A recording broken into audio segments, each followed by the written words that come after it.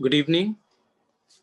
I welcome you again to the next in the ongoing lecture series on women's intimate health by Dr. Ragini Agrawal and Indian Academy of Cosmetic, Dermatology and Gynecology. This webinar is organized in association with Obs and Gyne societies of Belgaum, Kottayam, Hubli, Madurai, Erode and Virudhunagar. On behalf of Jacksonpal Pharmaceuticals Limited, makers of Jepitone syrup, Cyclorex CR10 and Endorec tablet, I'm Dr. Vipin Tyagi along with my teammates, Dr. Deepika Chhabra and Ms. Saxena.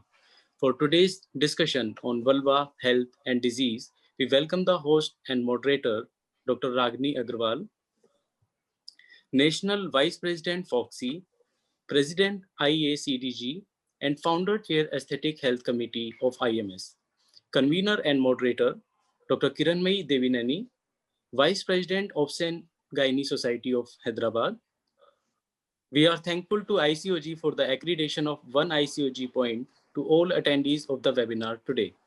We feel honored to have alongside a galaxy-studded medical luminaries to enlighten us today. Chief guest Dr. S. Shantha Kumari, President-elect FOGSI 2021. Guests of honor Dr. Ramani Devi T, National Vice President FOGSI. Dr. Jamuna Devi G, past President of Gyne Society of Hyderabad. We thank all esteemed chairpersons for sparing your valuable time to impart words of wisdom to all. Dr. Satish Dhamankar, President Belgaum of Gyne Society, Karnataka. Dr. N. Sumati, President Madurai of Gyne Society, Tamil Nadu. To enlighten us on this topic, we welcome Speaker of the Day, Dr. Prerna Keshan, East Zone Leader, Young Talent Promotion Committee, FOGSI, Chairperson IMA Mission Pink Health Assam. In the panel, we have Dr. Bindu Sajid, Secretary Kottayam of Gyne Society, Kerala, Dr. Hema Patil, Secretary Belgaum of Gyne Society, Karnataka, Dr. Natasha Vijendran Agrawal, Dermatologist, W. Pratiksha Hospital, Gurugram, Dr. Saraswati, Secretary Hubli of Gyne Society, Karnataka, Dr. Usha E.S., President Erode of Gyne Society, Tamil Nadu, Dr. Vinodini Jagan, Obs-Gyne Laparosurgeon, Menka Hospital, Sivakasi, Virudhunagar, Tamil Nadu. Vote of thanks and Q&A session by Dr. Chandan Kachru, Obs-Gyne Adolescent Health Specialist, W. Pratiksha Hospital, Gurugram, Chairperson Udan Project, Gyne. Welcome to all attendees. Please post your queries by text in the Q&A box to be answered at the end. Please note, this webinar is brought to you as knowledge sharing initiative by Jacksonpal Medical Services, and this session is streaming on Facebook Live. The recording will remain on Jacksonpal's YouTube channel for reference and promotion. I will now request Dr. Ragini Agrawal ma'am to kindly initiate the session. Ma'am. Thank you, Jacksonpal. Very good evening to all of you. All esteemed faculty and all delegates and friends. Taking one by one a topic which is very important to a female and for her intimate health. Today, I'm very happy as here I have my three very good friends from the South India with me, and especially In spite of her busy schedule, Dr. Shantha, the president-elect of FOGSI, she has spared her valuable time to join us as a guest. Thank you, Dr. Shantha, for joining us today. Vulva is a very neglected organ, which is not discussed much among the gynecologists, but males have a lots of problem because of the vulval problem. Dr. Shantha needs introduction. She is a dynamic lady, and we are all eagerly waiting for her join FOGSI as a leader next year. Dr. Shantha, I hand over dais to you for bless us and your word of wisdom. Over to you, Shantha. Good evening, everyone. Dr. Ragini Agrawal, thank you for your kind invitation. And yes, today's CME is indeed one of the unique CMEs. And in fact, it was when Kiran was after me to join this webinar, so I couldn't refuse. So I have to be here. And of course, Ragini is there, and my dear friend Ramani and Jamuna are here, Prerna, and a lot of my good friends from all over the South India. Actually, Usha is there, Lakshmi, Dr. Deepika Chabra, everyone. Sir, Satish also, sir, is there. So indeed, I think we have been in a unique situation. All of us have actually moved from an face-to-face mode to a virtual mode. And it did take us some time, but we did get adapted. But now I think we are at the end of it. I'm bored because this is nothing like seeing each other in person. But we have to see the positive aspects, I suppose. The positive aspect is, I think, probably all the OB-GYNs of the country, the FOGSians have been bombarded with so much of academic knowledge, and they have so much of choice. So every day has got so many topics, so many webinars, so they can pick and choose from the happy confines of their home or from the clinics, in between patients, in between surgeries. You know, they have got all ready-made information on hand. So that is, I think, the positive aspect of this virtual world. And today's topic is especially a very interesting topic because vulva is something which is an often not discussed a topic. I still remember I had a case of vulval CA long time back. So I was also, this was more than 10 years back, I was also in a dilemma because I also did not know much about what to do. And in fact, we had to discuss with a surgical oncologist. And because of that case, I actually realized I learned more about that topic. Otherwise, I would not have learned so much. So now is a time that we need to know all the aspects of every anatomical aspect of our gynecology. So I'm sure that today's topic and the other topics which you're going to cover will be definitely of great interest. So all the best to Dr. Kiran and the whole team for a wonderful academic program. Thank you, Dr. Shantha, for your blessings. And I'm really indebted that you have taken time and join us today. Thank you so much. I will again ask, am I audible? You are very much audible. You are very much visible. Okay. Yeah. Thank you. Thank you so much. The guest honor today is my I think Ragini, you are logged in 2 devices. That's why actually there's an echo. So you log out of that. Actually, my photo is from one device and my voice from another device. So that is why the voice is echoing. Actually, the problem is that both are so unstable. So one I have joined by Wi-Fi and one I have joined by this thing. Keep only one. So I'm so sorry for that because it is going and coming. Once the Wi-Fi has gone, then it has gone. Today is too unstable. So my next today's guest of honor is my co-VP, Dr. Ramani Devi. And Dr. Ramani Devi is a very great academician. What I came to know, having a good time with her in this my tenure, and she is a perfectionist. The one thing which I found her, she makes a program and really so thorough and always very helping. And right now she's running a program on endometriosis, which is wonderful. And even then she has taken time and came here. Over to you, Ramani.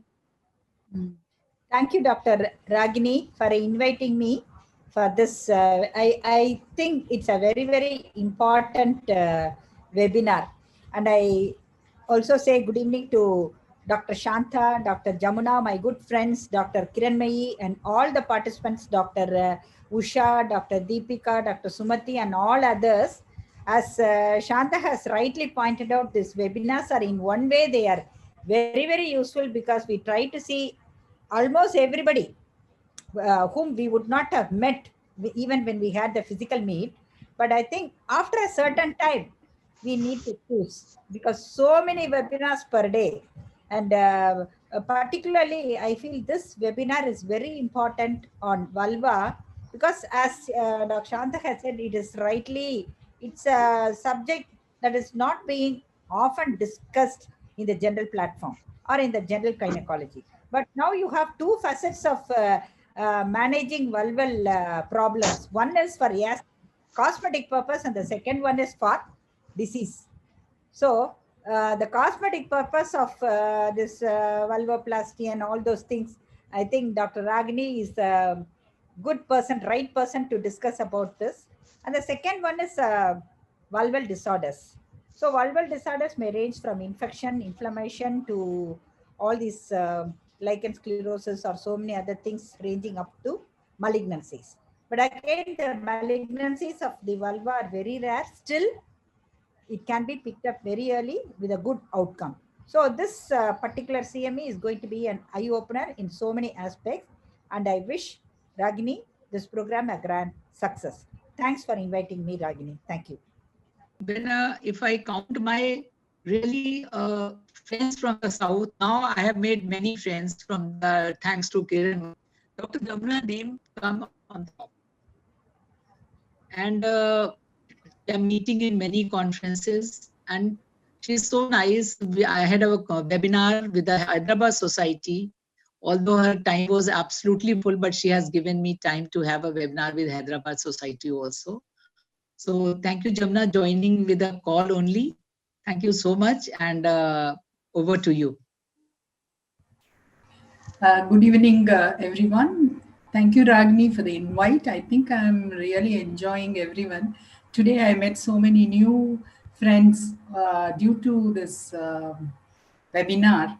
And as both my friends have told, Dr. Shantha and Ramani, that vulva is lesser discussed organ. And I think, I'm sure all the delegates today are going to definitely benefit. And these webinars are giving advantage to all of us that instead of reading, I think we can hear them and then learn the latest things. Thank you so much again. I think without wasting much time, we'll go ahead with today's program. Thank you. Thank you, Dr. Jamuna. Over to Kiran. Dr. Kiran. Yes, ma'am. Thank you so much, Shantha ma'am, Ramani ma'am, and Jamuna ma'am for gracing this webinar and being here, and also to all our faculty here. Without further delay, I would like to introduce the chairpersons for this session. Vipin, can we have the slide for Dr. Satish sir and Dr. Sumati ma'am? We have very senior members today chairing this session. One is Dr. Satish Dhamankar sir, who is president of Belgaum Society, and also Dr. Sumati, president of Madurai Society. Can we have the slide, please? Yeah, Dr. Satish, the previous one. Yeah. Dr. Satish Dhamankar sir is a very senior member, associate professor of University of Malaysia and KLE International Medical Program. He has become such a very good friend over the past 4 months, participating in so many webinars, never saying no to anyone. And we have seen him chairing, participating as panelist and speaker in so many conferences in these few months. Sir's special interest is endoscopic surgery and ultrasonography. Can we have Dr. Sumati madam slide next? Dr. Sumati madam is Professor HOD of Department of OB-GYN and Government Rajaji Hospital, Madurai. Madam is member Board of Studies, Postdoctoral Fellowship courses, Dr. MGR Medical University. She is a very well-known faculty, chairperson, speaker in all our national and regional conferences. She was awarded Best Doctor Award in 2019 by the government and also received FOGSI Leadership Award in 2019. I welcome you both. Dr. Satish, sir, I'd like you to give introductory remarks and Sumati ma'am can give concluding remarks. Over to you, chairpersons. Yes. Good evening, everyone. Distinguished President-elect of FOGSI, Professor Shantha Kumari Madam, Dr. Ragini Madam, Dr. Kiran, Dr.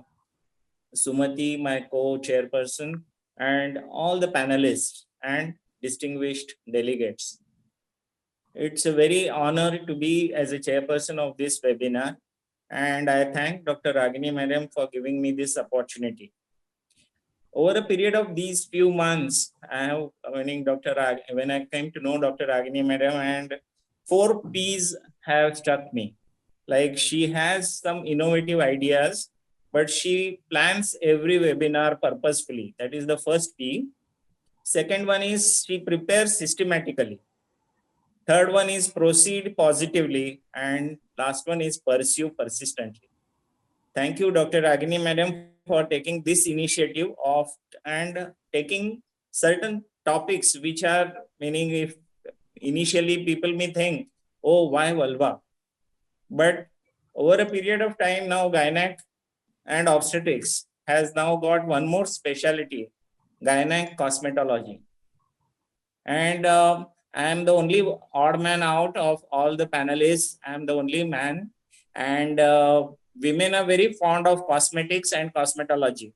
So it is appropriate that we discuss so many issues of cosmetology when we are discussing vulva. Madams, everyone, we have this webinar and online working has only put everyone into one slogan or a few words which can describe this, that is, working together works. Let us all learn so many things which we have learned during our undergraduate days or during our anatomy days, but we have later on forgotten, or we have not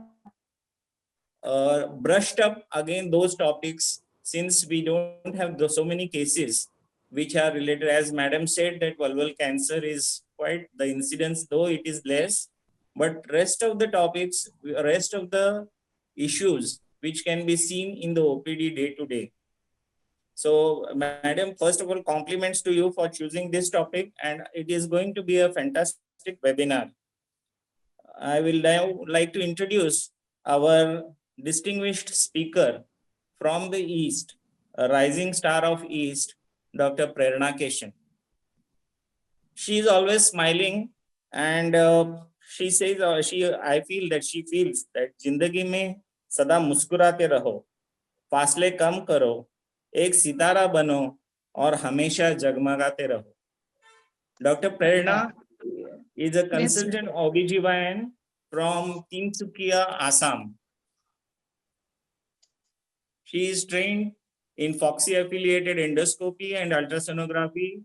She is a faculty at various regional, national, and international conferences. She has so many publications in FOGSI newsletters and chapters and books. She is a life member of ISAR and Indian Menopause Society. She is a founder member and patron member of PCOS Society. She is a East Zone leader. Always everybody says that the sun rises in the East, but Prerna is a rising star of East, and we will see so many of her things on the horizon of FOGSI India. She is the East Zone leader of FOGSI, East Zone member of Breast Committee, conferred with the prestigious FICOG. She is awarded Wonder FOGSian 2019. She is a Northeast Woman of the Year in Health 2019.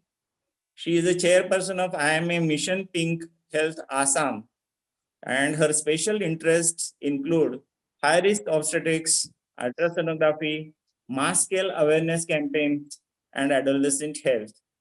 We are eager to listen to a rising star, Dr. Prerna Keshan. Over to you, Dr. Prerna. Thank you, sir. Thank you for your wonderful introduction. And it was really, really pleasing to hear those beautiful words. Your shairi was really awesome.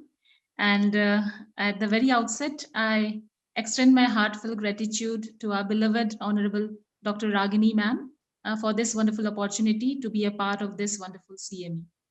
And I extend my heartfelt gratitude to our Honorable Dr. Shantha Kumari ma'am, the chief guest of the day, and our guest of honor, Dr. Jamuna ma'am and Dr. Ramani ma'am.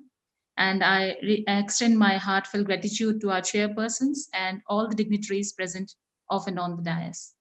And it is a wonderful evening today with so many esteemed members attending one webinar on why the vulva. As you said, Dr. Satish have mentioned why the vulva. And since our yesteryears, when we were undergraduates, we have been reading about in the very first day of anatomy classes, we were undergoing the vulvovaginal complex. But as we have started practicing our ONG and become busy practitioner, we have down the lane missed those minute anatomical points that need to be assessed for each and every particular client before we can get into a particular treatment modality. Might it be with physiological functional defect, or it may be aesthetic problem, but the thorough knowledge of anatomy needs to be discussed and documented well beforehand so that we can have a thorough idea of her problems related to the anatomical issues. Now, since Ragini D has given me this opportunity to talk on anatomy, I will be taking you down the line to your undergraduate days. This is something which is very, very basic and a topic which is very dry to listen to. And the anatomy is usually something that we usually in the first MBBS part, we used to bunk classes of anatomy. So those were the days when we usually waited for the clinical thing to start, of when will our third year start so that we get free from this anatomy and physiology. But then today I will take you down to that first year down the line, and we'll be revisiting anatomy and will consider the aging process considerations that are related to the vulval anatomy. Next slide, please, Vipin. So we will be talking about the physiology of aging and the anatomical changes that are associated with the aging that comes along with. Next slide. Yeah, the vulvovaginal complex as such is consisting of the mons pubis superiorly, that is the venous mont, the clitoris with its overlying clitoral hood, the labia majora, the labia minora, this we all know, the hymen, the vestibule, the urethral opening, the greater vestibular or the Bartholin's glands, the minor vestibular glands, and this is the, Vipin, please change the slide only when I say, yeah, minor vestibular glands and the paraurethral glands as well as vagina. Now these are the particular consistent of the vulvovaginal complex. Next slide, please. Yeah, this is how the vulvovaginal complex looks like. This on the top is the prepuce, then comes the clitoris, then is the frenulum. How many of us actually see whenever a client comes to us for a normal checkup in a gynecological clinic? How many of us actually see, okay, this is the frenulum and this is healthy? How many of us see, okay, this is the prepuce and it is healthy? We just see that, okay, the vulva as such is doing good. So we don't go into minute details. So she might be pointing out that I have a pain here, or I have some sort of eruptions here. So we just, even in our clinical practice, we write it's a vulval itching or a vulval problem like that. We don't mention the particular area where she's complaining of. So these minute details needs to be known prior to taking up any treatment in the vulval area. The prepuce, the clitoris, the frenulum, then comes the labium majus, then the urethral meatus, the labium minus, the vaginal introitus, then is the hymen, the vestibule, the fourchette. This is the fourchette where the entire thing comes to the end, and it just it's a composite area. And the posterior commissure, and the behind that is the anus. And we also need to know about the fossa navicularis, which is behind the vagina, and that fourchette area. Next slide, please. Yeah. If we go to the mons pubis, the gross anatomical features of the mons pubis is that it is a triangular mound of subcutaneous adipose connective tissue, and it is situated anterior to the pubic symphysis. So next slide. if we talk about the changes that occurs in the mons pubis with age, there's a major change that can cause during puberty or with weight gain. It increases in volume, but it also lessens with significant weight loss and after menopause. So this is the area where aesthetics and physiological functional disruptor it can come into play. That is, after weight loss and after menopause, the volume of the mons pubis usually decreases. And this is a matter of great, maybe the female starts feeling low when her mons pubis becomes so saggy. It is anatomically covered by pubic hair that is known as the escutcheon, which also decreases with age, and it also decreases during the perimenopausal period. So here, this is how we are considering the changes as per the vulval anatomy is considered, as per the age is considered. So if we do not know the vulval anatomy in total proper way, then we are not able to actually consider what are the changes that comes with her advancing age. So that the prominence of the mons area can vary enormously, and not only because of increased fat deposition, but also because of the angle of the pubic rami. It's a very important point where the angle of the pubic rami is also an important issue, where we are actually doing some for CPD in the obstetrics, we are actually seeing the cephalopelvic diameter and the angle of, and the pelvimetry was done in us 3 years when we used to see the pelvic angle. But then this angle of the pubic rami is also very, very important for the prominence of the mons. So we need to understand this in particular detail. Next slide, please. If you come to the labia majora, which is the outer lips, these are the two cutaneous folds that extend posteriorly from the mons pubis towards the perineal body to form the posterior commissure. Where the two labia majora meet is the area known as the posterior commissure. Go to the back, like previous slide. Vipin, don't change slide. Go to the previous slide. Yeah. This is the posterior commissure where there are two cutaneous folds of the labia majora meets. This area, they have a hair-bearing outer lateral aspect and an inner aspect that has abundant apocrine and eccrine sweat glands that lack hair.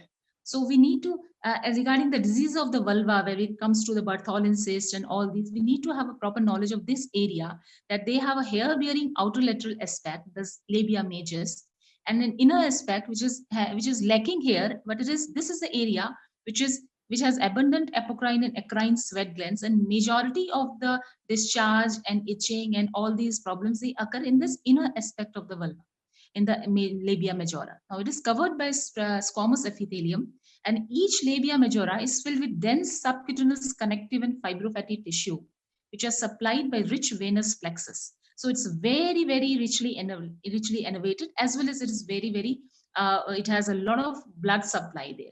So we need to, before giving any incision on the labia majors, we need to think 100 times that, okay, this area has a rich venous plexus supply, so that we need to minimize the blood loss whenever we are operating on any case of vulval problems. Now, this is devoid of this muscular element. So this is a very important thing, that this labia majus doesn't have any muscular element. Next slide, please. Yeah, if we talk about the changes that come into labia majora, it can be either full or tight, lax and baggy. These are the particular changes that we see in our clinical practice. Also, we often miss out that, okay, this is, we just, if we have some problems around the vulva or the labia majora, we just write, okay, fine. But then we never point out that, okay, there's the labia majus is full, or the labia majus is tight, the labia majus is lax, or it is baggy. These all are very important as per the functional aspect as well as the aesthetic aspect of the client.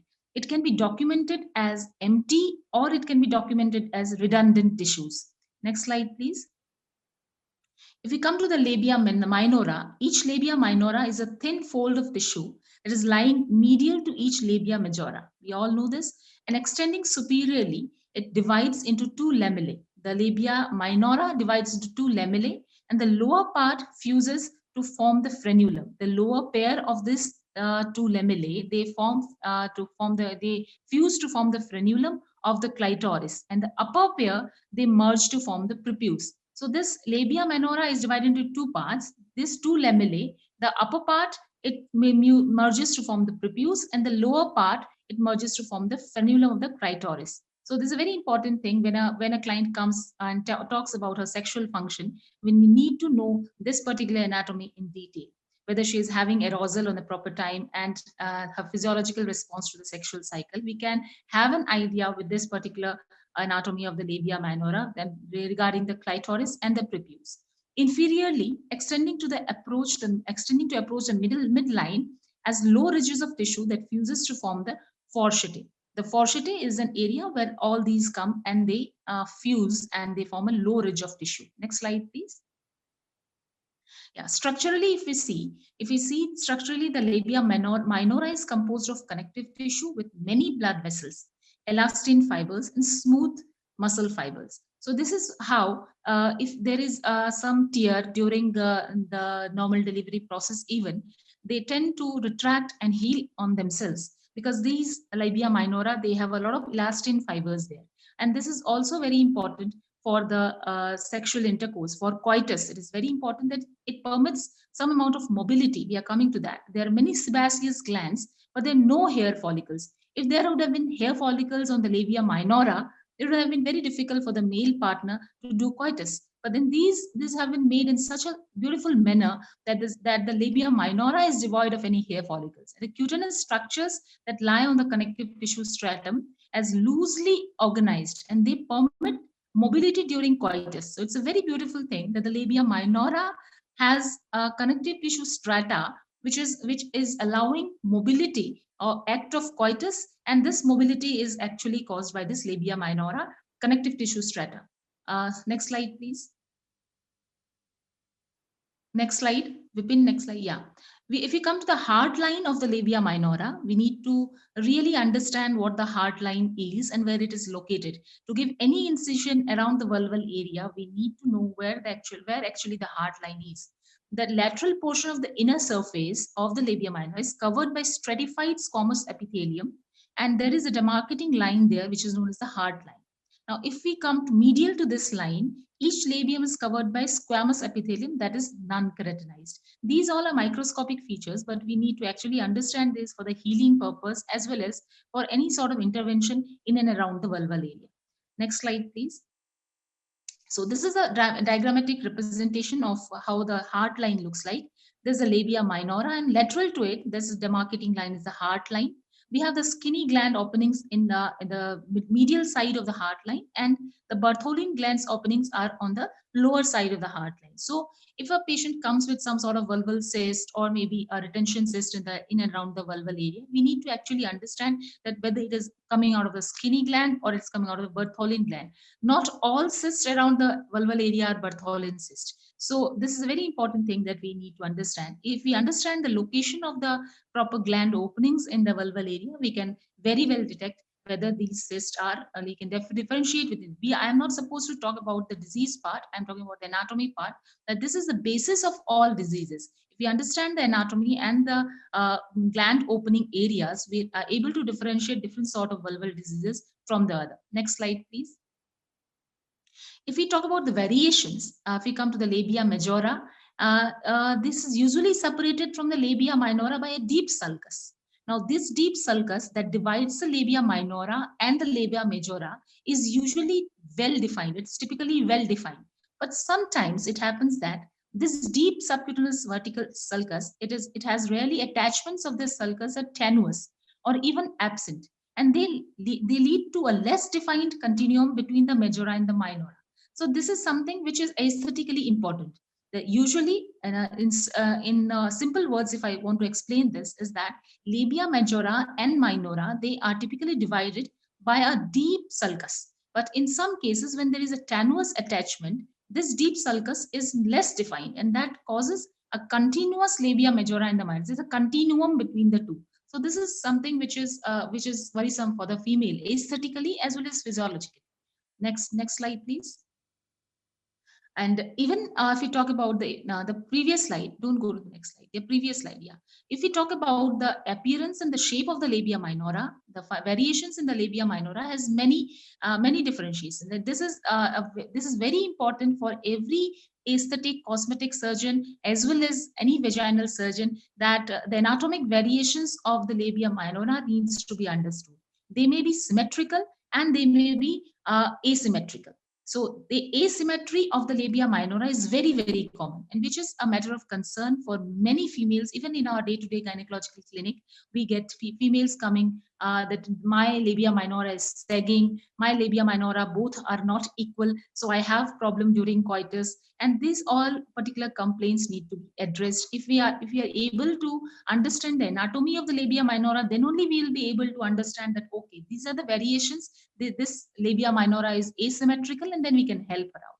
The skin quality may vary from tight to loose and rugose. The labia minora skin can be tight, it can be loose, or it can be rugose as well. The rugose labia minora, they are a cause of concern. And with advancing age, the labia minora tends to become more and more rugose. Next slide, please. If we come to the clitoris, so this is where the entire universe revolves around. It's a principal female erogenous organ, and superiorly it's located under the clitoral hood, that is a prepuce, which I have already mentioned, and this splits into a frenulum on either side of the introitus. Now, according to the classic anatomic text, the frenulum attaches most commonly to the outer aspect of the upper third of the labia minora, and this arrangement can, however, vary widely. So the position of the clitoris in a classic anatomic test is that it attaches mostly to the outer aspect of the upper third of the labia minora. Now, the clitoris is composed of a glans, a corpus, a body, and true crura. Next slide, please. Yeah, if we come to the glans clitoris, it is composed of the spindle-shaped cells which are covered by stratified squamous epithelium, which is richly innervated. And this is why the clitoral stimulation causes orgasm in females, because this is composed of spindle-shaped cells which are heavily innervated. The entire vulvovaginal complex, this glans clitoris is the area which is most richly innervated. So if we look at the classically, the clitoral hood and the superior aspect of the labia minora, they fuse together. But if we go towards the variations, next slide, please. Yeah, next slide. Yeah. If we go to the variations, the clitoral hood may be small. In this, the frenulum continues with the labia minora. If the clitoral hood is small, the frenulum is going to continue with the labia minora. The clitoral hood may be heavy. The clitoral hood may be double. There may be lateral clitoral hood or the double clitoral fold. And there will also be multiple lateral clitoral folds. And this is the area where we need to actually assess the client. Whenever a client comes to us with decreased sexual pleasure, or she complains that I am not having adequate orgasm, or she complains that I'm not able to satisfy my partner, or she complains with some sort of sexual dysfunction, or she comes maybe because she comes with infertility to an infertility clinic. So this is a very, very important issue that we need to address, that whether her clitoral hood is having any anatomic variation, whether she is having a clitoral hood that is heavy, whether she is having a lateral clitoral double fold, whether she is having multiple lateral clitoral folds, which can really come into her into the way of her sexual pleasure and having a proper orgasm. So these are the variations which we really need to understand to address the functional as well as the aesthetic part of our vulvovaginal problem. Next slide, please. If we come to the anatomic variations, it can also vary significantly in size. The clitoris can vary significantly in size, and usually a larger clitoral body is associated with a heavier clitoral hood skin. The second fold of skin may be present lateral to the clitoral hood, which either fuses with the labia minora or it remains dominant and in continuity with the labia minora. Next slide, please. Yeah, if we come to the clitoral body, it consists of two corpora cavernosa, and extending from the clitoral body, each corpora cavernosa diverges laterally to form the long, narrow crura. These are anatomical aspects. I'll show you the picture. At that point of time, it will be very clear. Next slide, please. Yeah, this is a picture where it shows the clitoral hood, the glans clitoris, the corpus cavernosum on both sides, the crus clitoris, the urethra, the vaginal opening, and these are the external areas. So this is how the clitoris as a whole look like. So we have all these days maybe forgotten down the anatomy line that, okay, how does the clitoris looks like? For us, the clitoris is just like a bulb, for just like a piece of like a hood of a bulb. But this is consist of so many parts out there. So we need to actually understand which part is having problem. So next slide, please. If we come to the vascular anatomy, the blood supply of the labia minora and majora consists of the posterior labial artery and the perineal artery, both branches of the internal pudendal artery. And the internal pudendal artery is deep to the perineal membrane, and it also gives rise to the dorsal artery of the clitoris. Now, Giorgio et al. Identified a dominant central artery and two posterior arteries and one small anterior artery. So this is how the vascular anatomy is so very important whenever we are going for any procedure around the vulva. Next slide, please. Yeah, this is a vascular anatomy. There is a picture where it's showing the branches of this internal mesenteric right from the left external common iliac artery. And these are areas where it is showing the internal pudendal artery, the deep artery of the clitoris, the artery of the vestibule of the vagina, the perineal artery, external pudendal, and the femoral arteries. So this is how the vascular supply of the whole of the vulvovaginal complex looks like. Next slide, please. Yeah, if we come to the nerve supply, the innervation of the external female genitalia is through the pudendal nerve. Now, this splits at the superficial perineal muscle into the superficial and the deep perineal nerves. The superficial branch becomes the posterior labial nerve, and the deep branch becomes the dorsal nerve of the clitoris. So whenever there is maybe any sort of an abscess or any sort of a cyst out there, then they usually complain that my entire vulva is into pain. So this is why the radiating pains comes to us. And if she has a vaginal cyst even, so the pain comes out to be happening around the back of the thighs or maybe around her buttocks area. So this is how the nerve supply is so very important in applied anatomy as well. Next slide, please. Yeah, this is the ilioinguinal nerve, the genital branch of the genitalo-femoral nerve, the perineal branch of the pudendal nerve, posterior cutaneous nerve of the thigh. These all are branching and coming out towards the vulva. So we need to, any lesion around the back of the thigh or around the mons pubis area also need to be considered, that she might be having a pain in and around the vulvovaginal area. And if she is complaining of any sort of dyspareunia, there might be certain issues in and around these areas innervated in the vulvovaginal area. So we need to actually understand this in thorough detail. Next slide, please. If we come to the vestibule, it is an almond-shaped area enclosed by the heart line laterally, external surface of the hymen medially, the clitoral frenulum anteriorly, the fourchette posteriorly. And the vestibule is perforated by 6 openings. So all these 6 openings are in the vestibule. So all this time, if we are saying that, okay, it's the urethra, the vagina, the Bartholin glands, and at times the 2 glands of the largest periurethral glands, the skinny glands, everything is in the vestibule. So this vestibule is perforated by 6 openings.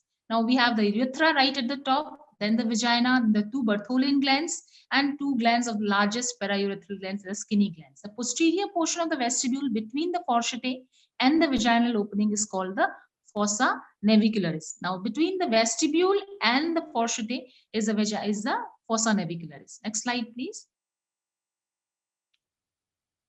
This is how the vestibule looks like. In the adult woman, it is an adult-shaped area, almond-shaped area that is enclosed laterally by the heart line and external surface of the hymen medially, the clitorum frenulum anteriorly, and the fourchette posteriorly. This is a very important thing, that all these 6 openings, the labia, the vaginal opening, the urethral opening, the hymenal opening, and the anal opening, they all lie within the vestibule. Next slide, please. So if we talk about the vaginal opening and the hymen, it lies at the posterior end of the vestibule, and the vaginal opening is rimmed distally by the hymen or its remnants. Now, composed mainly of elastic and collagenous connective tissue, both outer and inner surfaces are covered by stratified squamous epithelium. Next slide, please. So much to understand in the hymen, even that we have this annular hymen. We have read long back in our anatomy classes that we have septate hymen, cribriform hymen, imperforate hymen. In routine clinical practice, we usually don't pay heed to the types of hymen we are getting while doing a pervaginal examination.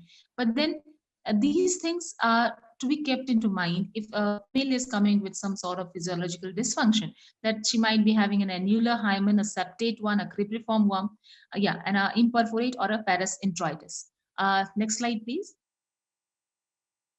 If you come to the vaginal lining, it has weak inner coat of circular fibers and a stronger outer longitudinal fiber coat.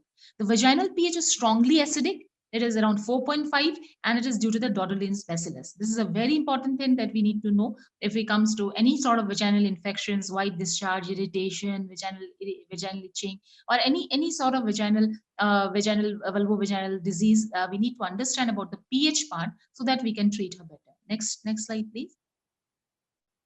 Regarding the changes in the vaginal anatomy, it comes during intercourse, throughout the menstrual cycle, during pregnancy, and with age. With increasing age, the walls become lax and dry due to estrogen deficiency. It's a very, very important thing that we all need to know, that the estrogen deficiency with the advancing age, it can cause the vagina to lax down. It might cause the vagina to get dried up. It might also change the pH of the vagina. And this is the time when the female complains of more of urinary tract infections. She might complain of more of vulvovaginal discharge, and she might also complain of sexual dysfunction and dyspareunia. There's a very important thing to know. Next slide, please. If we classify the female genital anatomy, it has been classified by Motakef for labial protrusion, and this classifies the degree of protrusion of the labia minora past the labia majora. So there has to be a particular amount of protrusion from the labia majora, and the labia minora has to protrude up to a particular distance. So if it is class 1 Motakef classification, it is a protrusion of the labia minora from the labia majora of 0 to 2 centimeter. If it is class 2 Motakef, it is 2 to 4 centimeter. That is, the labia minora is protruding past the labia majora by 2 to 4 centimeter. If it is class 3 Motakef, it is protruding more than 4 centimeter. So this is maybe a saggy labia minora, which is protruding more than 4 centimeter past the labia majora. Next slide, please. If we go to the Fanco and Fanco classification 1993, it classifies the labial hypertrophy into 4 types. Type 1, the hypertrophy is less than 2 centimeter. Type 2, we are talking about the labia minor hypertrophy here. Type 2 is a 2 to 4 centimeter. Type 3 is 4 to 6 centimeter. And type 4 is more than 6 centimeter. So this type 6 is a little difficult for the female to handle, because the labia minora is quite sagging down past the labia majora if it is more than 6 centimeter past the labia majora. Next slide, please. If we go to the Banwell classification of the labia minora morphology, it is type A, where it's type 1 upper third enlargement. That is known as a winging. If there is a middle third enlargement of the labia minora, it is type 2. And if there is a lower third enlargement, it is type 3. And it also includes symmetrical as well as asymmetrical labia minus. If the labia minus is on both sides is symmetrical or asymmetrical, we need to assess that too. Next slide, please. So if you talk about the labial perineal takeoff, the posterior attachment of the labia minora also vary and is designated as the labial perineal takeoff. It is divided into the low, that is closest to the perineum, medium, and high. A low perineal takeoff may also have a connected posterior fourchette, and also there may be asymmetrical perineal takeoff. So this is a very important area where we need to concentrate whether the labial perineal takeoff is appropriate or it is low, medium, or high. Next slide, please. Yeah, the clitoral labial complex is subjected to significant size and anatomic variations. Traditionally, the clitoral body and the hood are small, and a bilateral frenulum radiates from the small clitoral hood, and it inserts into the posterior aspect of the labia minora. The clitoral body and the hood may be hyperplastic and even disproportionate to the labia minora. And there can be vestigial clitoral hood and a lateral clitoral double fold, as I have already mentioned. This is a very important thing regarding her sexual function. Next slide, please. I have not been entrusted with this topic of sexual response cycle, but since we are discussing with the anatomy part, I'll just mention just in short just the 4 phases of the sexual response cycle, where it comes into excitement or the arousal phase, the plateau phase, the orgasm phase, and the resolution phase. This we need to understand for a better understanding of the physiology of orgasm. Next slide, please. Yeah, so we have been discussing vulva in so much of detail of the anatomy. So why are we actually doing this? For the functional understanding, for better functional understanding of the female physiology, and as well as we need to look at her aesthetic well-being. Now, if we are going in the aesthetic ideals, now there's no aesthetic ideal as such for a particular client or for the appearance of the intimate organs. But the concept of genital harmony The genital harmony or proportion is more desired goal. We need to have a proportionate vulvovaginal area, which actually doesn't cause much disturbance during a sexual life or in her day-to-day activities. As a more desired goal is the concept of genital harmony within the context of individual's anatomy is the emerging issue. Next slide, please. Yeah, so the take-home message that I want to really stress upon is that prior to any sort of treatment in the vulvovaginal area, might it be physiological or functional, or maybe any vulval disease, or maybe any aesthetic management or any cosmetological management of the female genitalia, we need to have a thorough anatomical knowledge of the standards as well as a wide anatomic variations of the vulval complex. We have discussed in detail regarding the anatomical variations. So we need to have a thorough knowledge of the anatomic variations of the vulval complex to offer any sort of treatment, might it be physiological, functional, aesthetic, cosmetic, any sort of disease around the vulva, and a careful documentation of the anatomy prior to the aesthetic or any physiological or functional management is really, really mandatory. Thank you. And next, thank you for your patient hearing. Thank you, everybody. May I invite ma'am to please? Yes. At the outset, first I wish to thank Dr. Ragini madam as well as Dr. Kiranmai for giving me the opportunity to chair the session. And already everyone has told that it is least discussed, vulva. So, and also it is a Dr. Prerna, it is a very nice, elaborate and highly informative presentation by you. Almost you have covered everything. You have discussed in detail about the anatomy and the innervation as well as the blood supply as well as also the classifications. And almost we have really revisited the UG days. And unless we know the anatomy, it is very difficult for us when simple lesions in the vulva, but definitely we must know the anatomy first. So it is very nice presentation. And really congratulations. Thank you. Thank you, ma'am. Shall we proceed to the panel discussion? Ragini ma'am, over to you. Yeah. Kiran, please share your screen. Thank you, Dr. Satish and Dr. Sumati for chairing the session, and Dr. Satish especially such a beautiful way to explain and start with beautiful shairi. And Prerna, awesome, wonderful presentations. Thank you, ma'am. So, coming to the next part of this today's webinar, that is the case-based discussion on the vulvar disorder and the regeneration. And what we are talking since beginning, this is the organ which we are not seeing or examining properly. Next slide, Kiran. And today I have a galaxy of a star with me, along with the Kiran, Dr. Bindu Sajid, Dr. Hema Patel, Dr. Saraswati, Dr. Yusha, and Dr. Binotini Jagan from different society, Erode, Belgaum, Virudhunagar, and one young dermatologist, Dr. Natasha.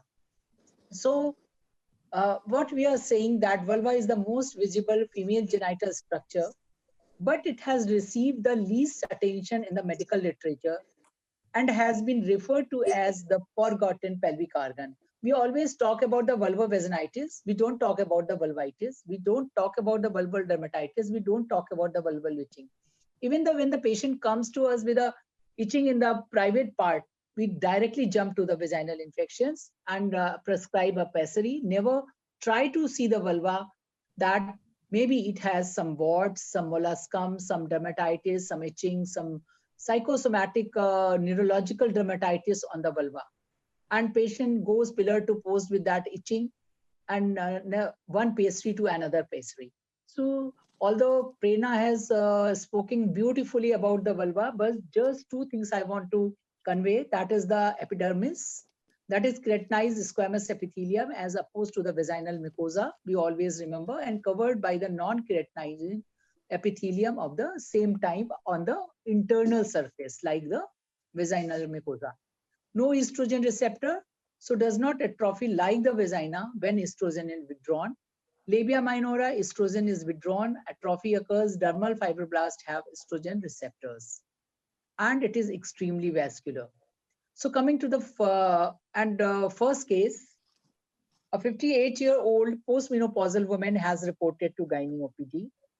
with complaint of swelling in the right labial region, present approximately over the last 2 years. It was small and painless, gradually increasing in the size. More rapid increase in size was observed over the last 3 months. On clinical examination, there was a solitary swelling situated in the right labium majors, extending from the level of pubic bones down to the just above the vulval fourchette inferiorly. A swelling of size 10 into 7 into 3 centimeter was noted, which was a soft but tense swelling with a smooth surface with no tenderness on local warmth. It was subcutaneous, extended deep into the tissue planes. Fluctuation was present. Transillumination was negative, no enlargement of the regional lymph nodes. How will you approach to this case and what will be your probable diagnosis, Dr. Bindu? Madam has elaborated the history and clinical findings. Since it is a swelling in the posterior posterior position of the vagina, it is fluctuant, soft, and non-tender. Most probably, it may be a Bartholin cyst. It is usually because of the blockage of the Bartholin glands.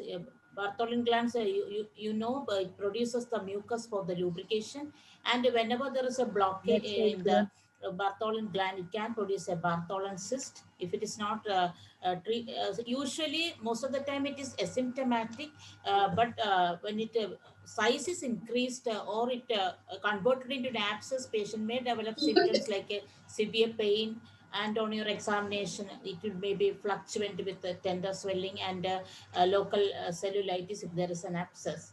So most of the time the diagnosis by clinical examination, and since she belongs to 58-year-old, so more than 40 years of age, even though the chance of malignancy is very rare, the incidence is 0.1 in 1 lakh women. If it is more than 40 years, better to do a biopsy to rule out malignancy also. Okay, thank you, Dr. Bindu. Very aptly, you have given all the insight. Dr. Saraswati, how you are going to manage this case? This diagnosis will be the Bartholin gland cyst. So it is the plan will be for surgical excision. So since it is a big cyst around 10 centimeters under spinal anesthesia, patient can be put in lithotomy position, and with Foley's catheter in situ, we can take a elliptical vertical incision, and skin flaps can be reflected, and large cystic swelling can be exposed and separated by blunt and sharp dissection on all the sides, and complete excision can be done. So in this case, we can see here around 500 ml of the fluid was drained, and the defect was closed. So defect can be closed with intermittent sutures, not continuous, and it can be done with 2-0 absorbable or delayed absorbable suture material. And we can send the tissue for HPR. So cut section of this cyst was smooth inner surface. The microscopic examination showed cyst lined with tubercle to columnar epithelium, and cyst wall also showed chronic inflammatory cells. So the features were suggestive of Bartholin cyst with hemorrhage. Okay. Next. So this patient has post-op totally uneventful, and patient is happily gone. Next slide. So, Dr. Hema, what is a Bartholin abscess? Basically, when we say that it is a Bartholin cyst with the clear fluid, or with what is the Bartholin abscess? Next slide, please, Kiran. Yes, ma'am. So what happens is usually there is a duct which drains this abscess, and this duct is lined by squamous epithelium, and it opens at the junction of the anterior 2/3 and the posterior 1/3 on the inner aspect of the fourchette.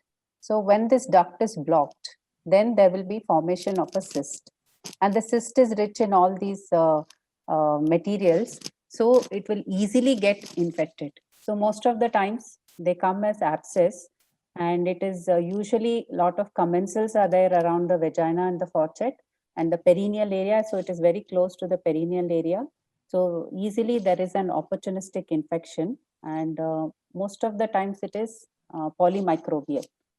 And the commonest organism is E. coli, and it has been isolated in almost 43 to 47% of cases.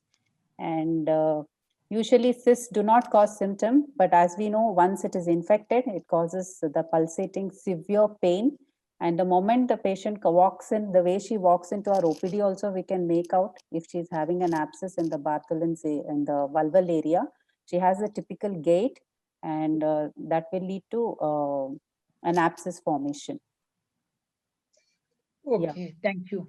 Thank you, Dr. Hema. Very clearly explained. The main thing is the anatomical position, which will give us a clear picture that it might be a Bartholin cyst. So there are three things which we usually do when the Bartholin cyst come to us, either IND, marsupialization or excision. Somebody has given a question mark also, why excision of this big cyst. So what is the difference between all three methods of the management?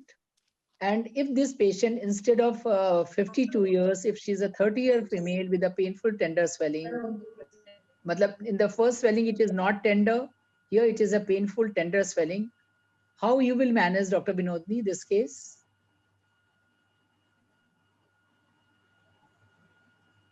Dr. Vinodni?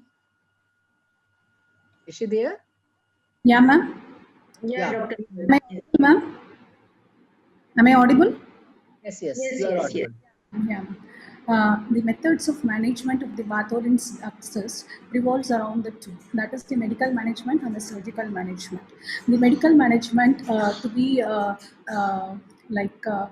it's actually really a Niagara one, because asymptomatic cysts, even if that's gonna be more than 7 to 8 centimeters in size, they usually do not demand any antibiotics.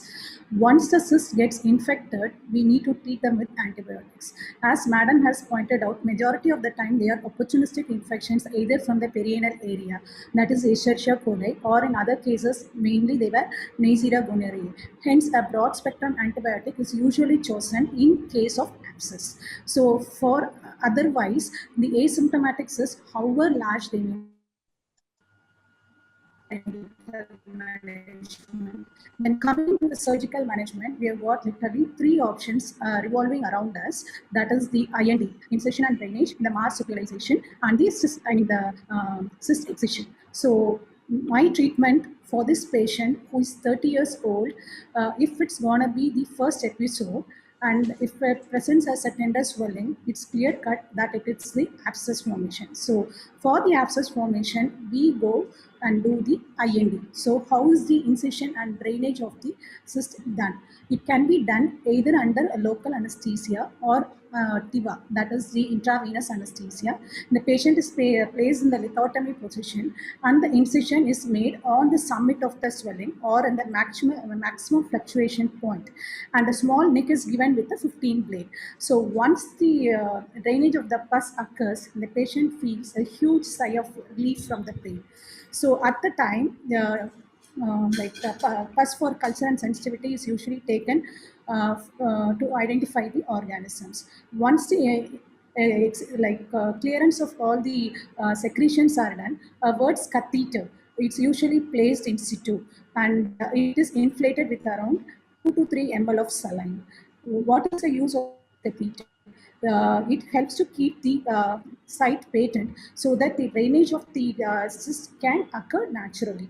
So this Wirtz catheter is usually left in place for a period of around 4 to 6 weeks for the complete epithelialization to occur.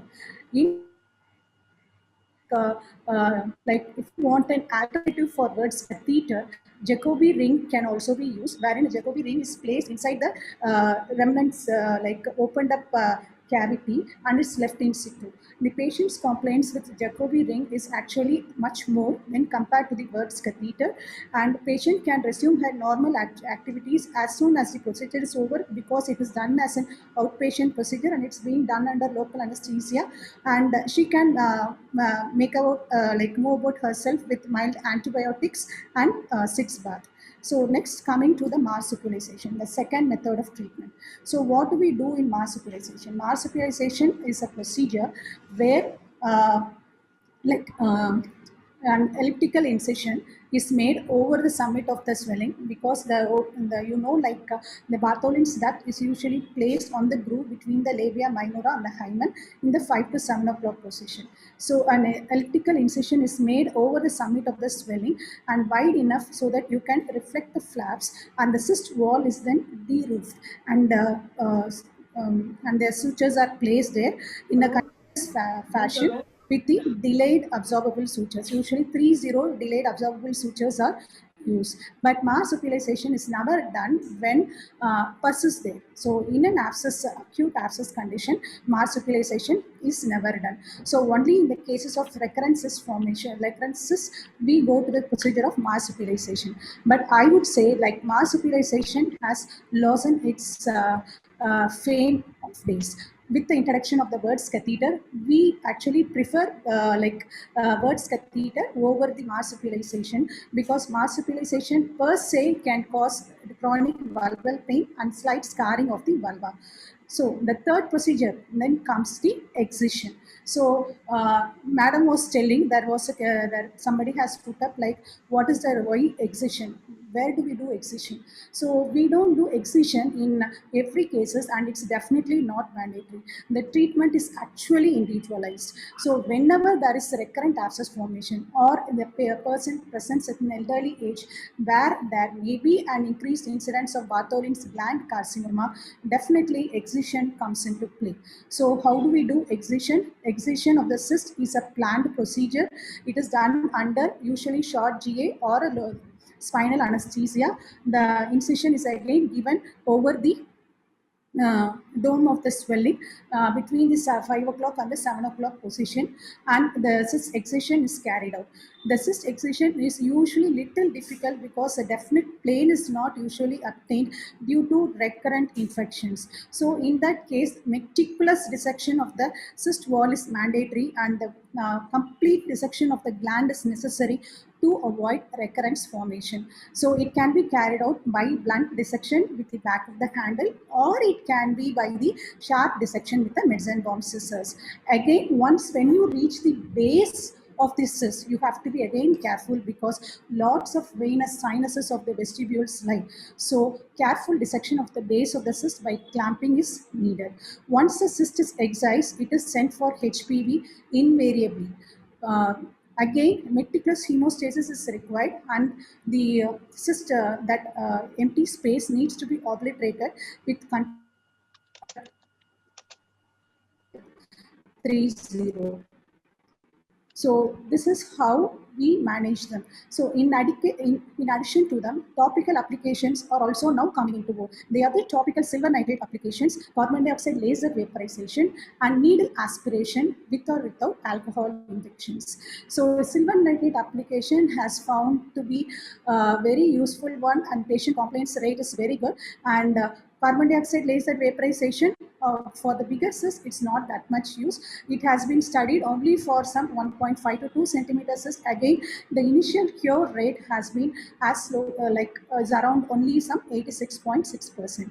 So for my patient, when she's a 30-year-old and she's come into my OPD with a cyst in her vulva, if it's gonna be a first episode for her, my choice will be like incision and drainage. But if that is a recurrent abscess, if she has had 2 or 3 episodes further, and she really wants something to be done to get rid of all her pain and this stuffs, then my choice will be excision. So the treatment is basically individualized. So it would be either IND or excision, depending upon the presentation. Thank you, ma'am. Thank you, Dr. Vinodini. Basically, till we have started this catheter inside after the IND, the role of marsupialization has gone. I don't think it is most of the people are doing. As Dr. Vinodini has said, there's a lots of scarring, and this vulval scarring is not good at all. It can lead to the dyspareunia, pain, and certain type of continuous pain on those nerves of the vulva. So thank you all the panelists, and we have discussed a very, very common problem of the Bartholin cyst. Now I will go, Kiran, you can take the second case. Yes. So this case is a 48-year-old diabetic around perimenopausal age group. She complains of severe pruritus of vulva and vagina. Again, as we know, the most common symptomatology in our gynecology with discharge and also dysuria. So, ma'am, Dr. Usha, ma'am, I would like you to just say clinical approach to this patient, focusing on history and examination part, ma'am. Dr. Usha? Do we have Dr. Usha ma'am here?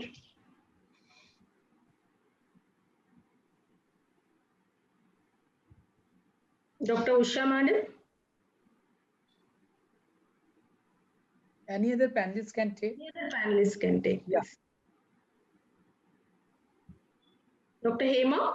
Yes, ma'am. So this first thing is her age. She's 48 years old and she's perimenopausal. The second point is she is diabetic. And the third point is she has pruritus and she has white Kiran, discharge. she is there actually. She couldn't unmute. Then Usha ma'am, okay. Can you please unmute? I'm not able to see actually. Ma'am, Dr. Usha will have to rejoin. I think her audio is not working.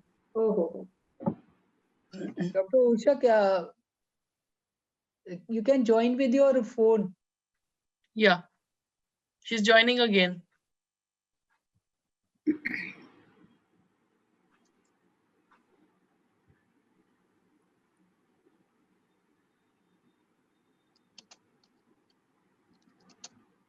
Do we have her?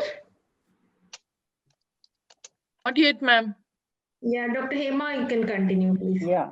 While So in Usha the ma'am comes, she history, can the first thing is she has pruritus and white discharge. I'm going to ask about her, how long it has been, the onset, and in relation to menstruation, how it has in relation to menstruation, whether it is after menstruation or immediately after menstruation or in between it has come. And then I'm going to ask her about her diabetic control.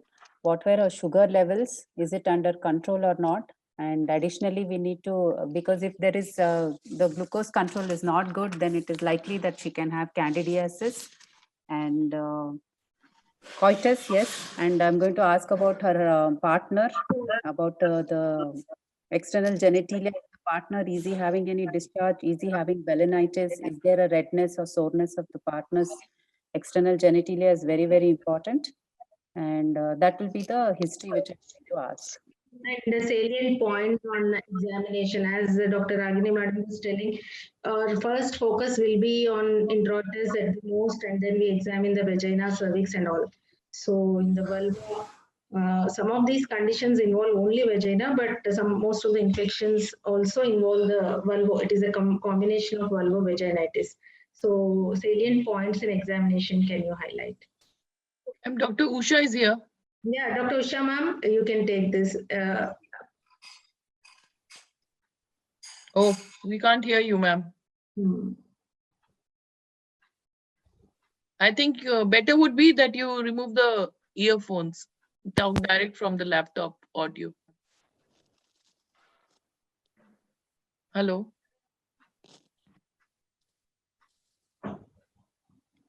Hello. No.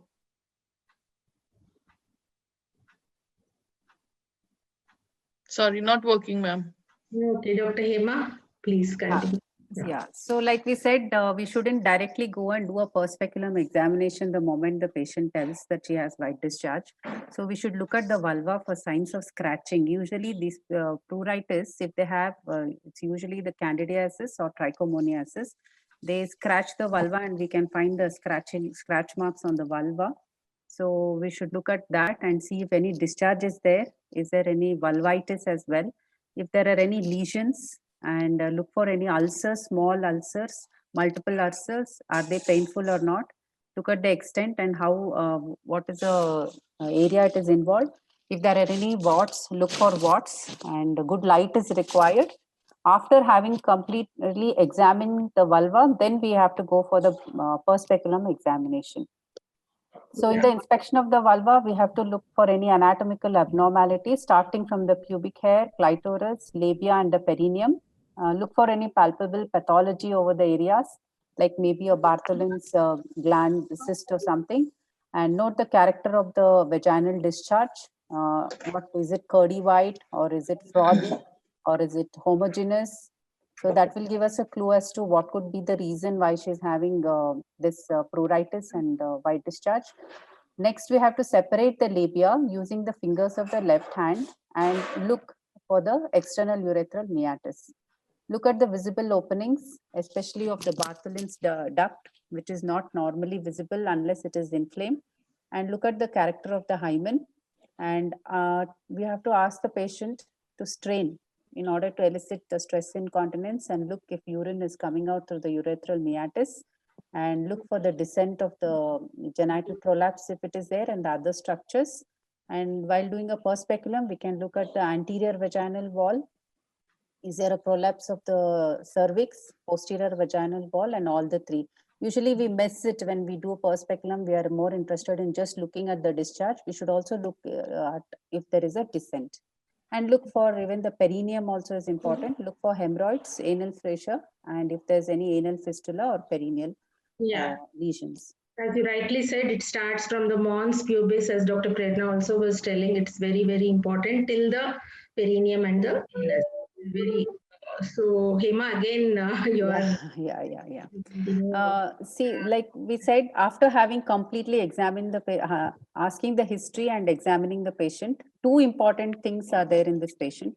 First thing is she has pruritus, and the second thing is she's a diabetic. So mostly this diagnosis goes in favor of candidiasis. But we also know that it doesn't occur singly. We may have mixed vaginitis. So we must look for other organisms also. So two things for pruritus we have been taught since undergraduate days. It is candidiasis or it is trichomoniasis. So why could it not be bacterial vaginosis? Usually the discharge is not, there is no pruritus. And in candidiasis, we know it's curdy, white, thick discharge.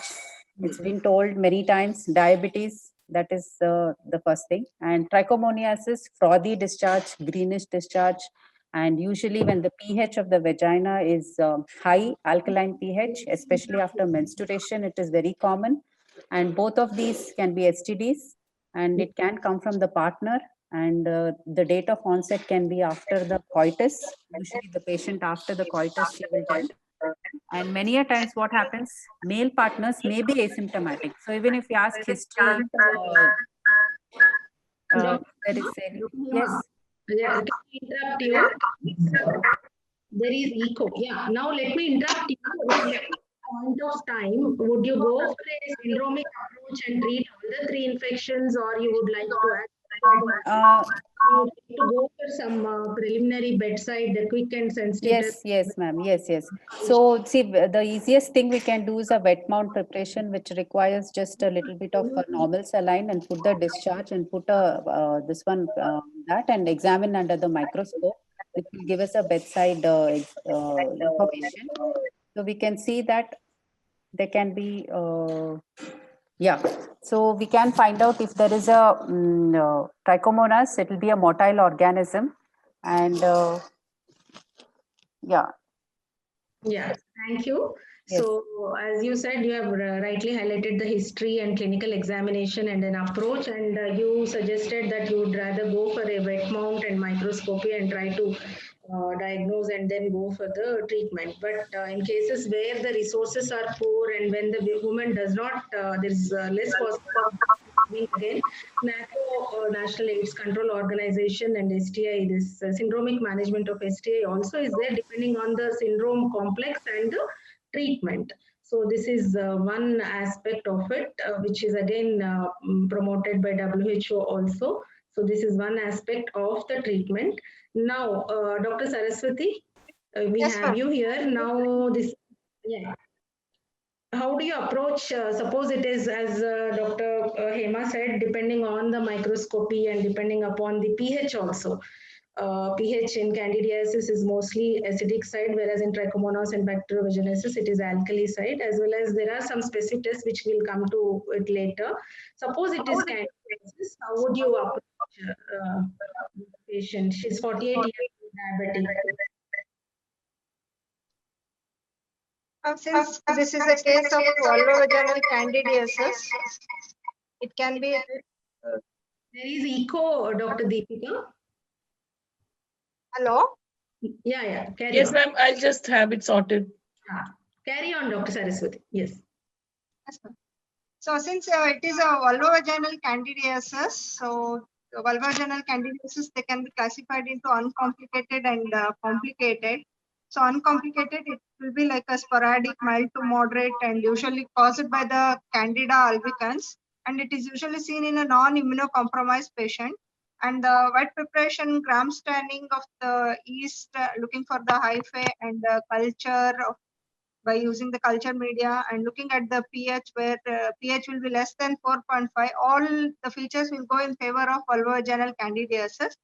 And there can be complicated vulvovaginal candidiasis when we say it is recurrent, when there are more than 4 episodes in a year, and it will be associated with severe form of candidiasis, and usually it is caused by non-candida albican organisms, and the management will be like either topical or it can be oral drugs. So topically we can give nystatin or azole combinations, and orally the fluconazole azole drugs can be given. So fluconazole 150 mg. So if it is severe form, can every third day 3 doses can be given. Otherwise, if it is uncomplicated, we can go for fluconazole single dose. And if it is associated with trichomonosis or bacterial infection, then we can go for metronidazole or tenidazole, single dose 2 gram per orally, or we can go for 500 mg orally BD for 7 days. Yeah, thank you. Now this recurrent vulvovaginal candidiasis, our patient can have it because of her age and diabetes. Dr. Bindu, have you used hydroconazole and the recent fenticonazole? And there are a lot of products with lactic acid, bacilli, local preparations. Any experience with that? And what does the evidence say? If it is recurrence, because many of the patients have symptoms. We have Dr. Bindu, I think. Dr. Bindu? Dr. Deepika? Bindu plus, Dr. Bindu, you have to unmute, ma'am. You can unmute her? No, I'm not able to unmute her. She'll have to unmute herself. Yeah, I am doing, ma'am. Yes. Can you hear? Yeah. Yes. So recurrent vulvovaginal candidiasis is more than 4 episodes of candidiasis in a year. That is very few population of patients. So most of the time it is other than Candida albicans organisms like non-Candida albicans. Longer duration of initial therapy is needed with azole, and also fluconazole is also advised.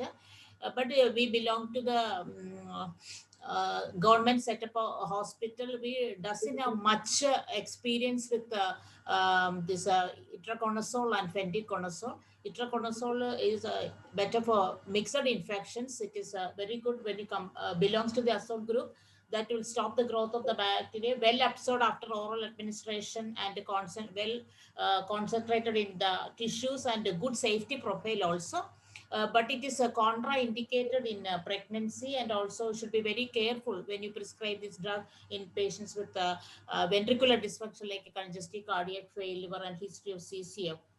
And also it should be very carefully you should prescribe when you using calcium channel blockers also. Yeah. So then fenticonazole use, it is this imidazole derivative is contraindicated in pregnancy, whereas fenticonazole is can be prescribed in pregnancy along with other local preparations, especially after the second trimester. So better control of more relief of symptoms when you compare with the fluconazole alone. And we do have only limited experience with these two drugs. I think Ragini madam or Kiranmai madam can elaborate on that. Most of the CDC recommendations talk about the azole topical and the fluconazole, even for recurrent as well as complicated vulvovaginal, and there is no role for lactic acid bacillus that preparations and all. There is no evidence doesn't. There is so much of this thing. Now, before going to our dermatologist, Dr. Natasha, Dr. Vinodni, just quick this thing about bacterial vaginosis. When we come to these three infections, the candida is the one which affects the vulva a lot to differentiate more of vulva, whereas trichomonas has pruritus, whereas bacterial vaginosis has only a discharge, not much of vulvovagina. It's a quick this thing about a case of importance and this treatment part of this bacterial vaginosis. Sure, ma'am. Bacterial vaginosis is the polymicrobial condition in which no single organism gains dominant, but it is actually a shift in the normal flora to the predominant, that is the replacement of the normal borderline bacilli with the facultative anaerobes, where they gain to around 10-fold increase. So the main presentation of the patient will be asymptomatic. Majority of the asymptomatic, and they don't even recognize that they have such infection. So they land up with lots of obstetric and gynec complications like premature rupture of membranes, preterm labor, prematurity, postpartum endometritis following cesarean section. And coming to the gynae side, it has been implicated as a causative in pelvic inflammatory disease, post-abortal PIDs, and post-cesarean, that is post-hysterectomy vaginal cuff infections. The take home is, even though it is asymptomatic, we have to treat it. And this ANSELS criteria are the, we're not able to hear you. You're not able to hear me, ma'am? No, yes.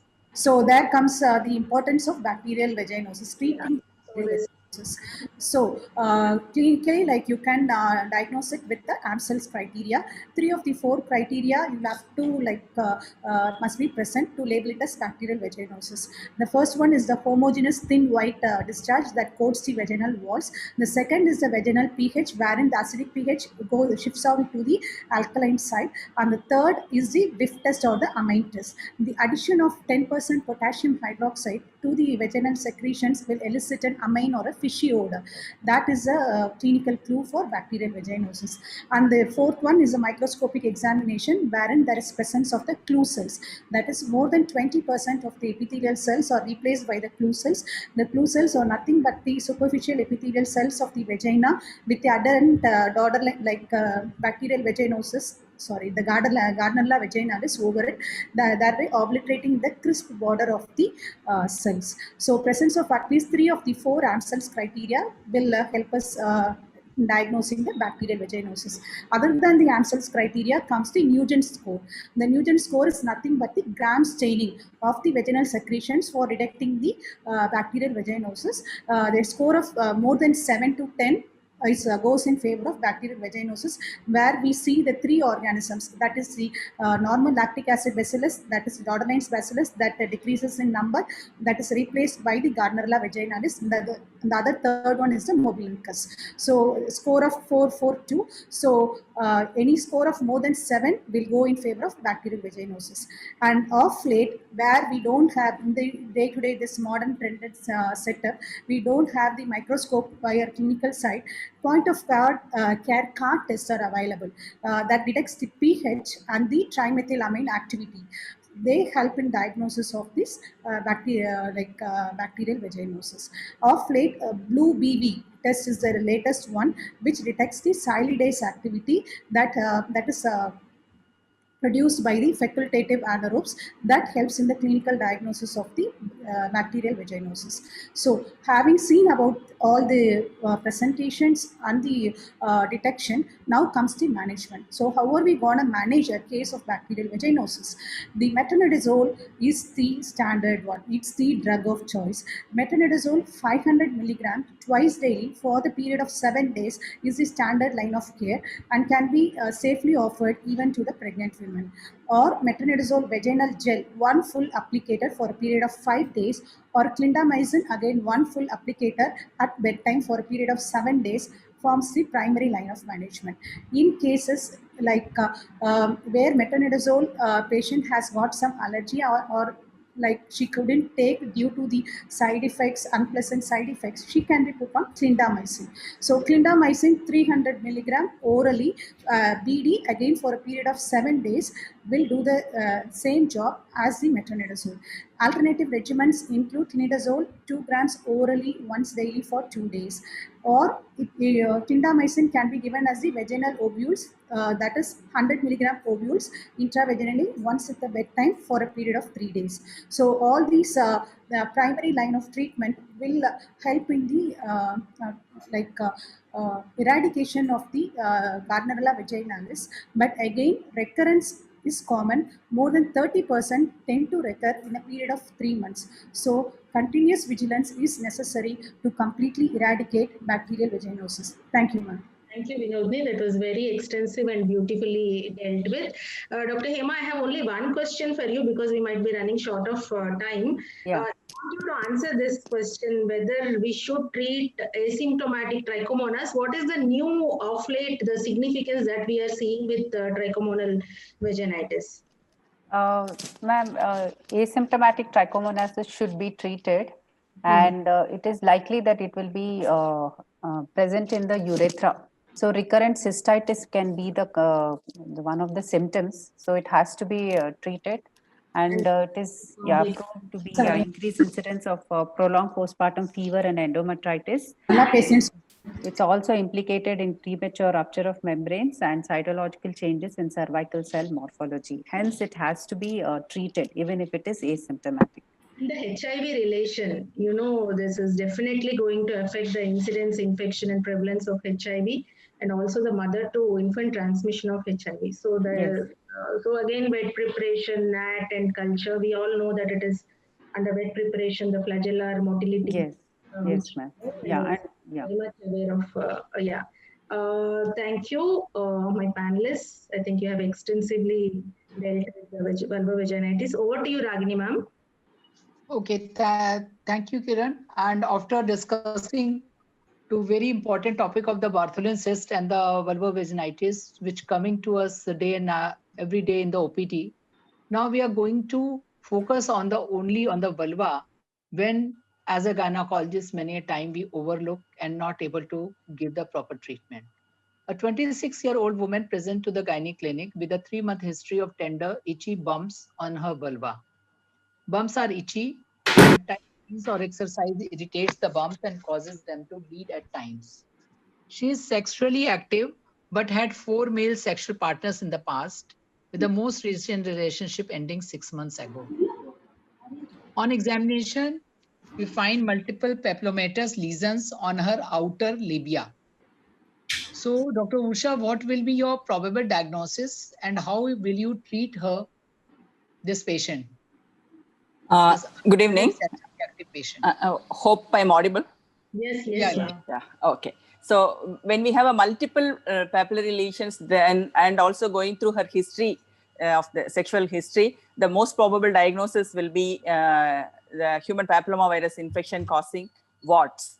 And we all know that at least 50% of women contact human papillomavirus infection during the active sexual life, even though every one of them may not present with the wart may be seen in only 1% of people. So how do we manage wart is we can manage it either medically or surgically. The medical management includes cytodestructive drugs and immune mediated drugs. The cytodestructive drugs include podophyllin resin or podophyllitoxin, which contains the active ingredient. So if you are using podophyllitoxin, then we apply it twice daily for 3 days in a week, and then give rest for another 4 days, and then apply it for 3 days in the next week. Like that, we apply it for 4 weeks. If you're using podophyllin resin, it is applied weekly. And the other cytodestructive drug which is used is the trichloroacetic acid. So this is mainly useful if the lesions are involving the vagina also. If it is not confined to the vulva, it is involving the vagina also. But one thing is, this has to be applied by a healthcare provider, like a doctor has to do it. Whereas the podophyllin resin, the patient can apply it by herself. And the immune-mediated medications include imiquimod and interferon, but both of them has got a little higher cost. And we have other surgical modalities like cryoablation, laser, electrocautery, and excision. But how do we approach for each patient? If you are taking a non-pregnant lady and if she has asymptomatic warts, probably we can observe and see if the warts are resolving on its own. But if she is symptomatic, then we look into the possibility whether she can do a self-application or the health provider has to apply. If the patient can apply it by herself, we can either prescribe imiquimod or podophyllene. But if she's not able to do it, then we can either use trichloroacetic acid or use cryosurgery as a first-line treatment. So if this is not working, then probably we have to go for the other surgical modalities like excision, cautery, or laser. Some treatment has been tried with fluorouracil or interferon, but these are all not recommended nowadays. Okay, thank you, Dr. Usha.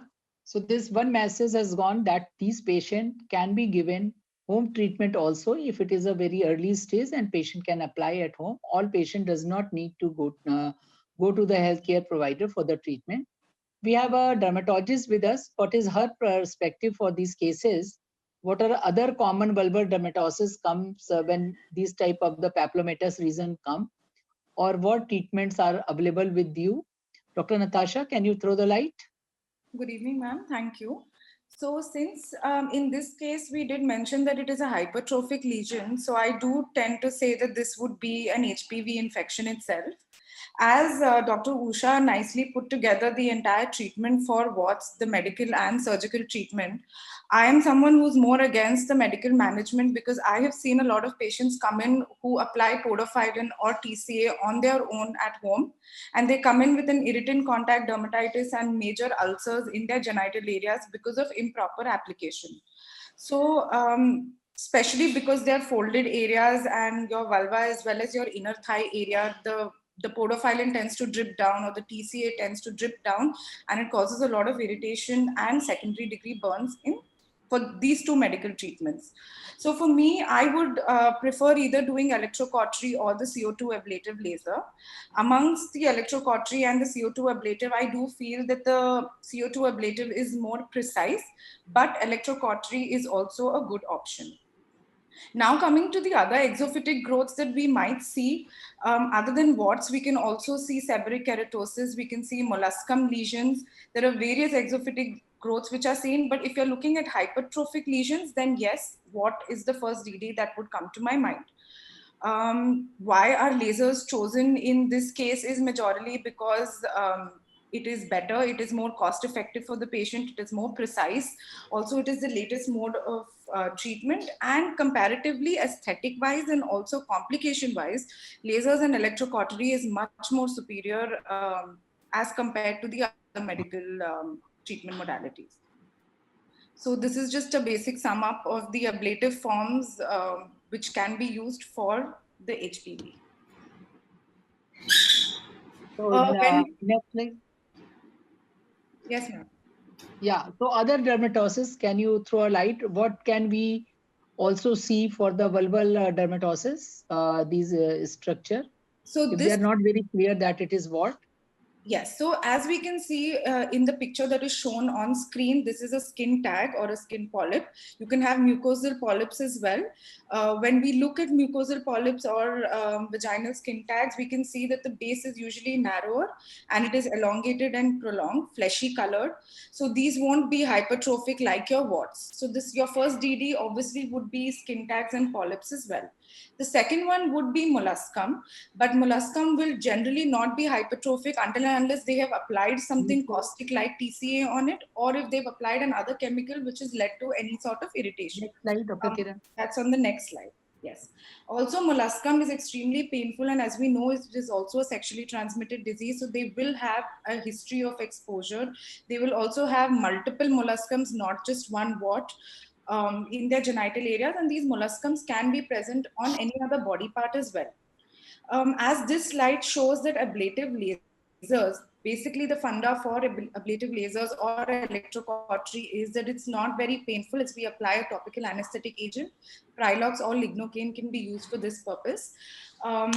when we use the CO2 laser, since it is so precise, we know what is our endpoint. We know that there is not going to be any scarring. We know that there's not going to be any irritant or any secondary degree burn as compared to your medical management treatments. So, and the last DD for a genital lesion would obviously be a seborrheic keratosis, but this is not an infective thing, and this doesn't need treatment until and unless it is cosmetically affecting the patient herself. Yes. We discussed molluscums, so as we can see, they are small papules. Again, this is seborrheic. Yes. Next slide. So,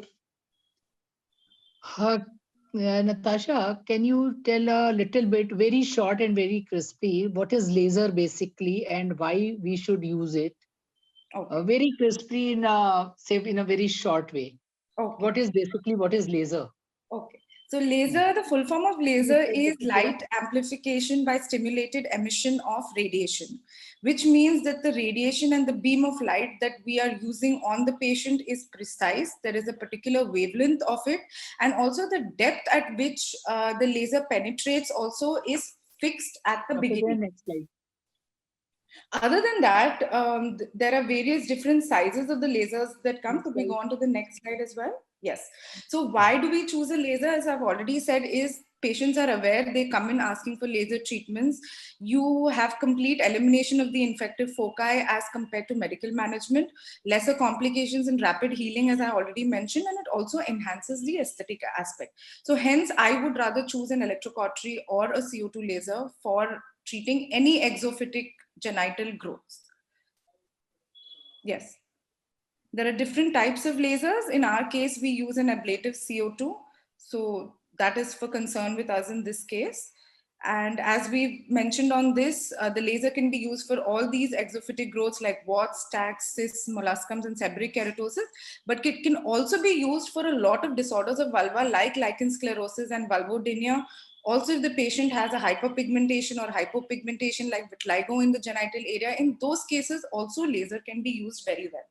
We have the cosmetic aspect as well, which is vulvar rejuvenation. So if a patient is coming to us with the primary intention of rejuvenation, fractional lasers also work very well in that case. Okay, could we go on to the next slides? Yeah. Again, the exclusion criteria is very important. So if there is any active bacterial infection in the vagina, then the lasers are avoided. Also, if there's an active urinary infection, pregnancy again is a contraindication. And if the patient has an active herpes viral infection, then it is strongly contraindicated. Thank you, Natasha, for giving a very, very crisp deliberation on this topic. And I think it is very important to us all gynecologists to understand that time is changing and multidisciplinary approach to the patient and proper timely referral is very, very important for even the medical legal consideration is there. So we should always think of this thing. This is in short, it's a very busy slide, but you can see that there's a management of the genital warts, especially in the pregnant patient and the non-pregnant patient. How can we do it? Next slide. Next slide, Dr. Kiran. Yeah. Over to you. This is a case of, a little older age woman who comes with the pruritus of vulva since many years.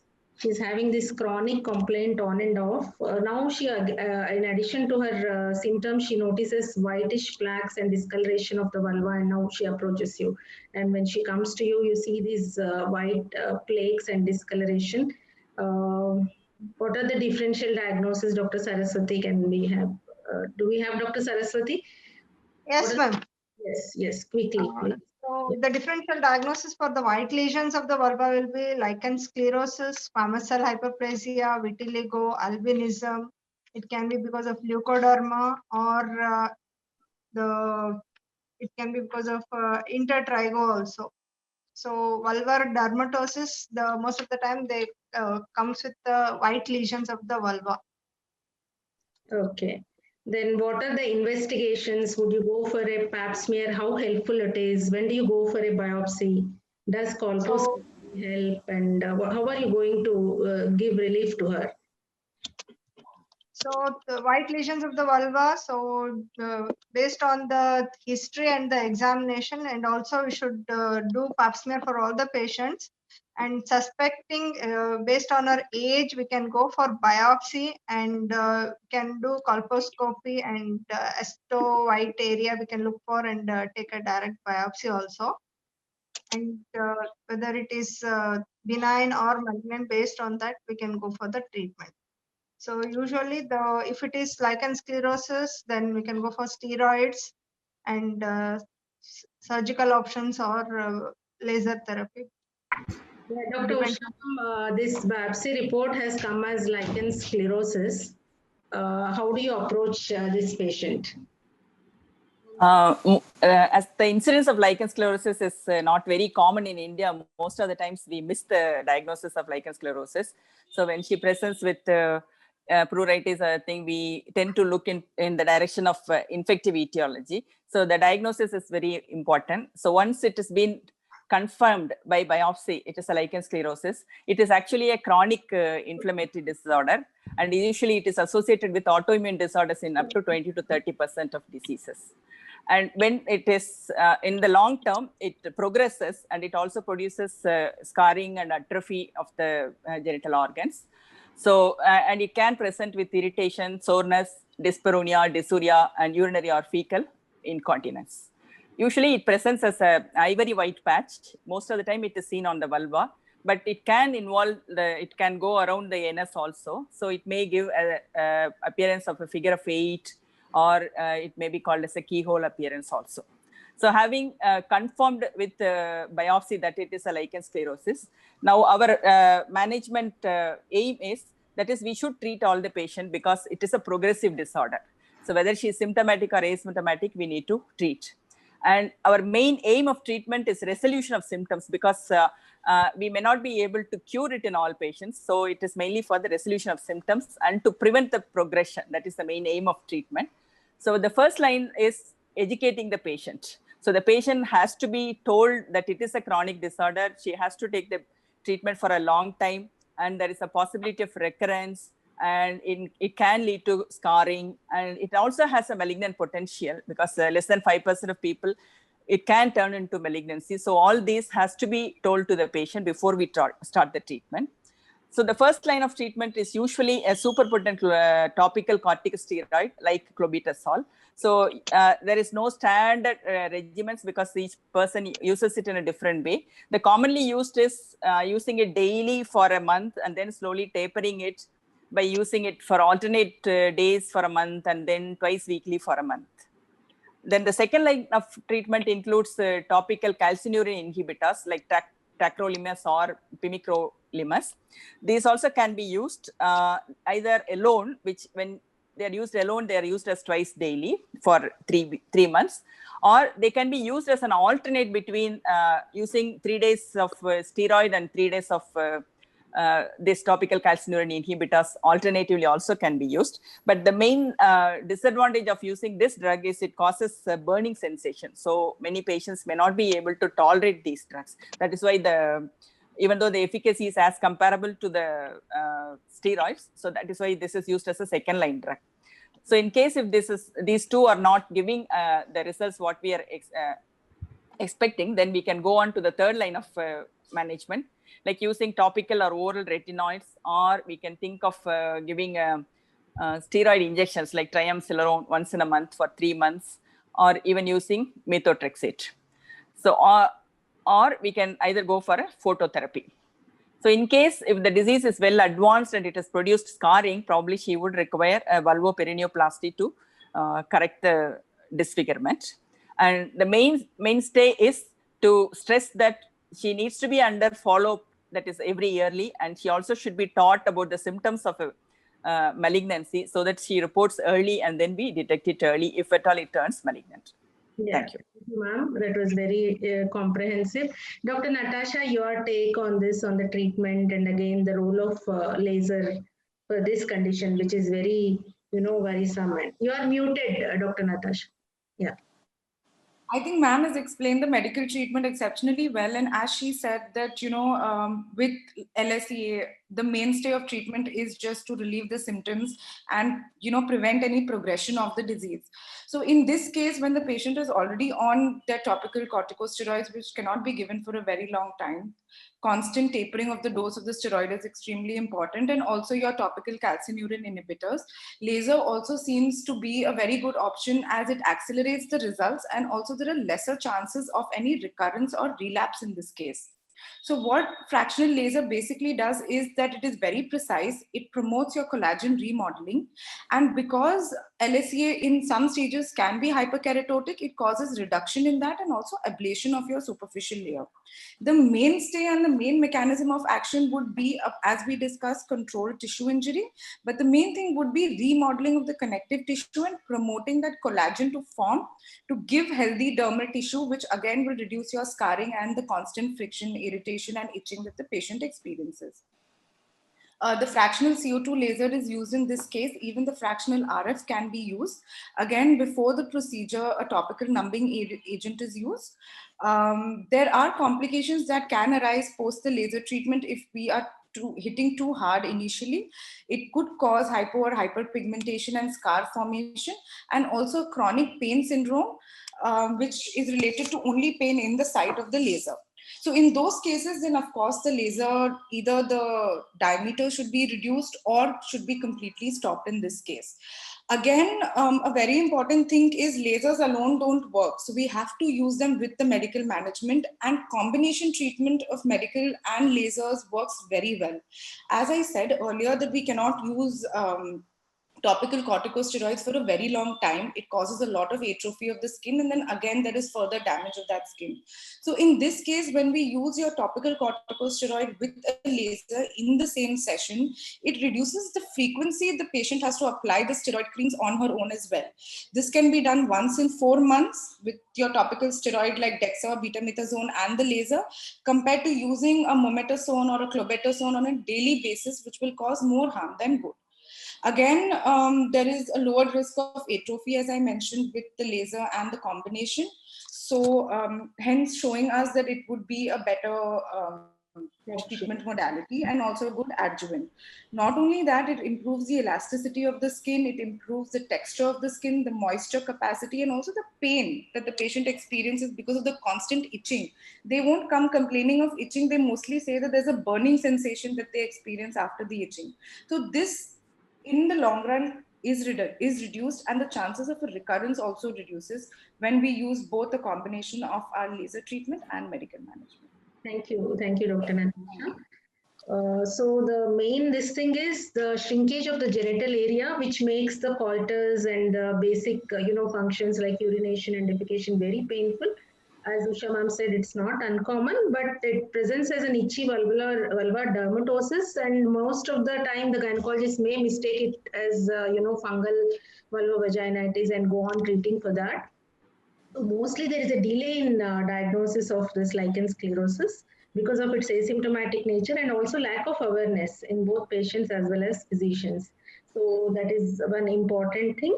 And there is embarrassment for the patients to reach out in view of the complaint, and there is no curative treatment. There are many medications available, and the chronic nature definitely affects the quality of life.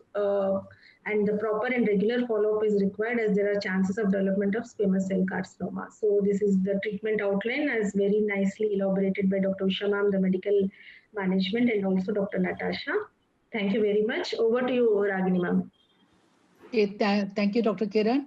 So we are coming to the last discussion, and this discussion is very important because today, if any case, even laser word is there or any surgery we talk about on the vulval area, it is taken as a cosmetic gynecology. But friends, cosmetic gynecology is not always there.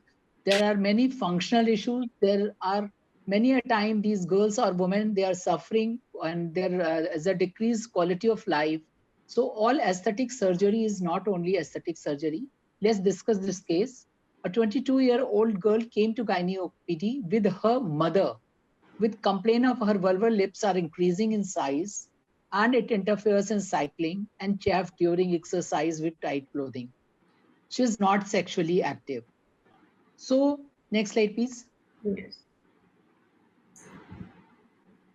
Dr. Saraswati, how will you approach this case? There's no other symptom, no other talk. The only thing she's asking you that she's having this problem with a enlarged labia minora. So labial hypertrophy, this is the term which we use when one or both the vaginal lips or the labia is larger than usual. So it is normal. It is not a cause for concern, and it can have asymmetrical labia also, and the experience. So there is no negative side effects on having labial hypertrophy. So people can have surgery to safely change the shape of the labia. So it does not impact a person's sexual health. So enlarged labia may rub and it may cause persistent irritation, but she should have a lifestyle modification. Okay. So, any extra precaution in the personal hygiene, Dr. Vinodni? Definitely, yes, ma'am. The labial hypertrophy. Next slide. Yeah. Yeah, ma'am. The answer is definitely yes. Extra precautions definitely needed because the redundant folds of skin tends to keep trap moisture inside it, and it becomes a source for a bacterial or a yeast infection.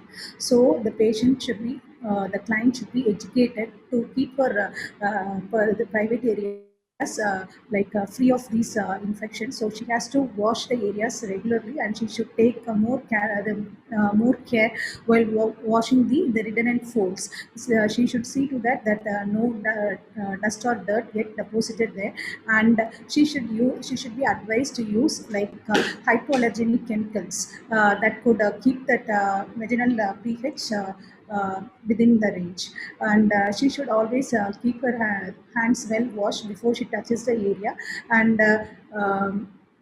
again, and the wearing of loose fit cloths, especially the cotton and the linen cloths, can help her in a larger way. Okay. So, Dr. Hima, what are the causes of the labial hypertrophy? Madam, after we have ruled out these benign lesions and all that, if we have ruled them out, then we find that it's only labial hypertrophy. Then there is no reason. She is born with such kind of a labia, madam. So there is just like how some people have, one size of the breast is small and one maybe other may be bigger. So like that, one of the labias is larger. So actually there is, she is born with such kind of a labia. There's actually no cause for that. Okay. So basically what happened when this patient comes to us, first thing we have to examine and see what is in her mind, whether she is really suffering or it is just because of she has read that labia should be something like inside the mesora, or it is labial hypertrophy is not good, or these things. So counseling is very, very important. And we have to examine that patient and see what is her really concern about it. Whatever the labial cases I have done, so 80% are having the functional issues. No woman has come for the Barbie doll appearance to me to make a vagina, any Indian woman, basically. The 20% who has I operated, they are basically not the Indian woman. So we should not even think of that these girls, when we are coming to us for this labial hypertrophy management, we directly jump to the surgery. There are many options is available.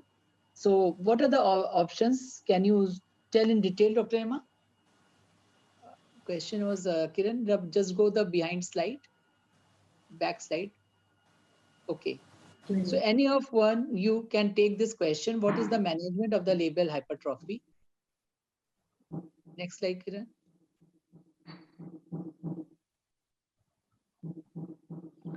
So basically, when we talk about the labial hypertrophy, first thing is always detailed discussion, understanding of the problem from the patient, what she really wants and what is her complaint. Then next step, we have to counsel her and assure her that this is not something that she can not live with it. She's not going to have any tumor or any cancer or anything. It is not going to affect her life.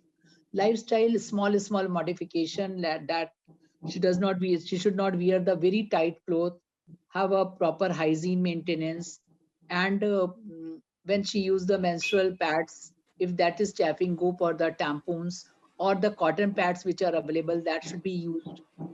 So first we go for a non-surgical management. Next slide, please. Next slide. Then only we have to Next, go for ma'am. just before. Yeah. For the surgery.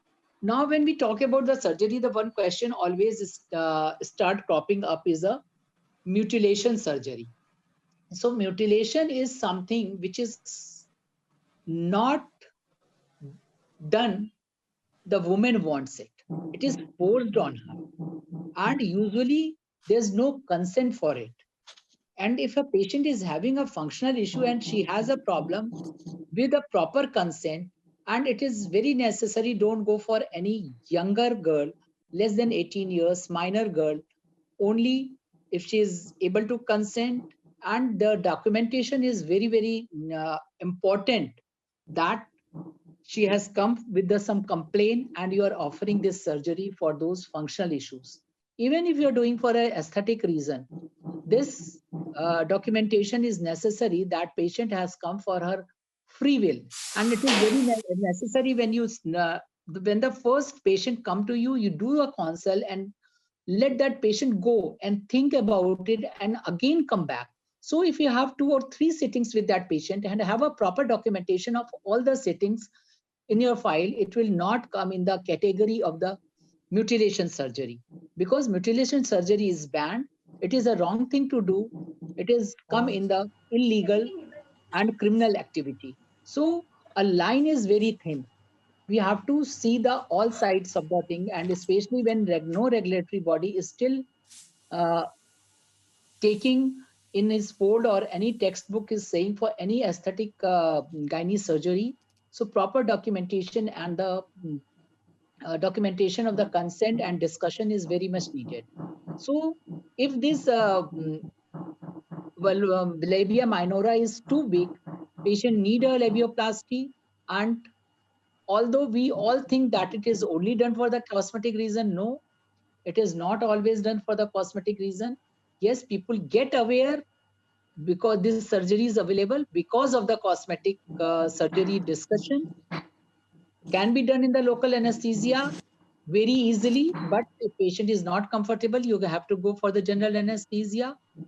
There might be a bruising, swelling, and you have to complain all the complication, all the risk of the surgery is there. There may be formation of the scar tissue, and that can lead to a type of tingling or pain. So always discuss this thing, and only then go for any operation. And post-op counseling is very necessary, and especially for the physical activity and the sexual activity. Next slide, please. So next question is to Dr. Usha. If this girl is of the 16 years old and come alone to your OPD, is there any change in your treatment? Yes, Dr. Ragini. As you already mentioned, surgery is not the mainstay of treatment in every person.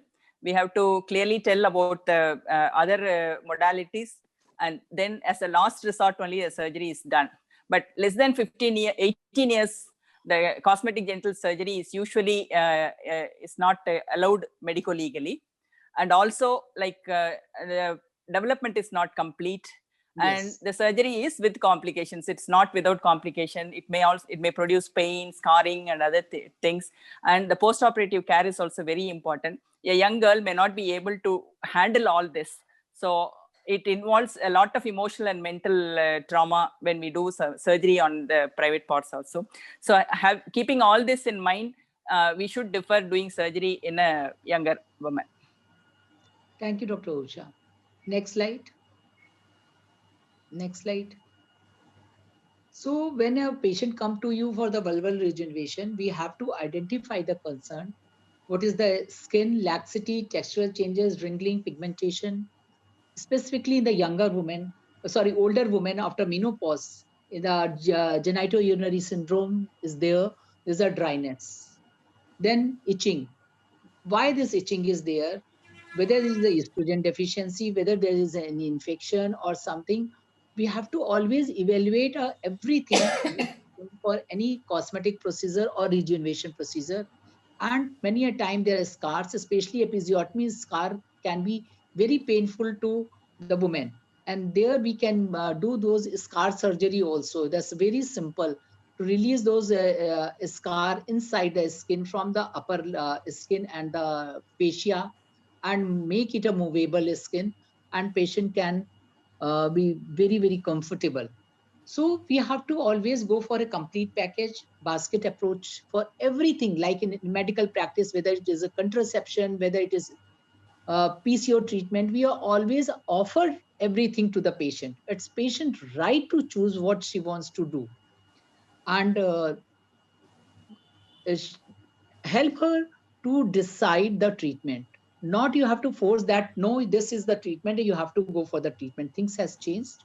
And thank you so much for your all the esteemed panelists for a very wonderful discussion, and Kiran for doing such a proper way the conducting everything. Thank you so much. Thank you, ma'am, for the involvement, and our panelists were really, really, experts, and they have elaborated so well and made the job very easy. Thank you, Jamuna ma'am, for staying till the end. Thank you, Ragini ma'am. I think we can have one or two questions. Specifically, that one question is coming every time. Natasha, you are there? Natasha, are you there or you have gone? She must okay. Yeah. So one question is there, Bartholin cyst.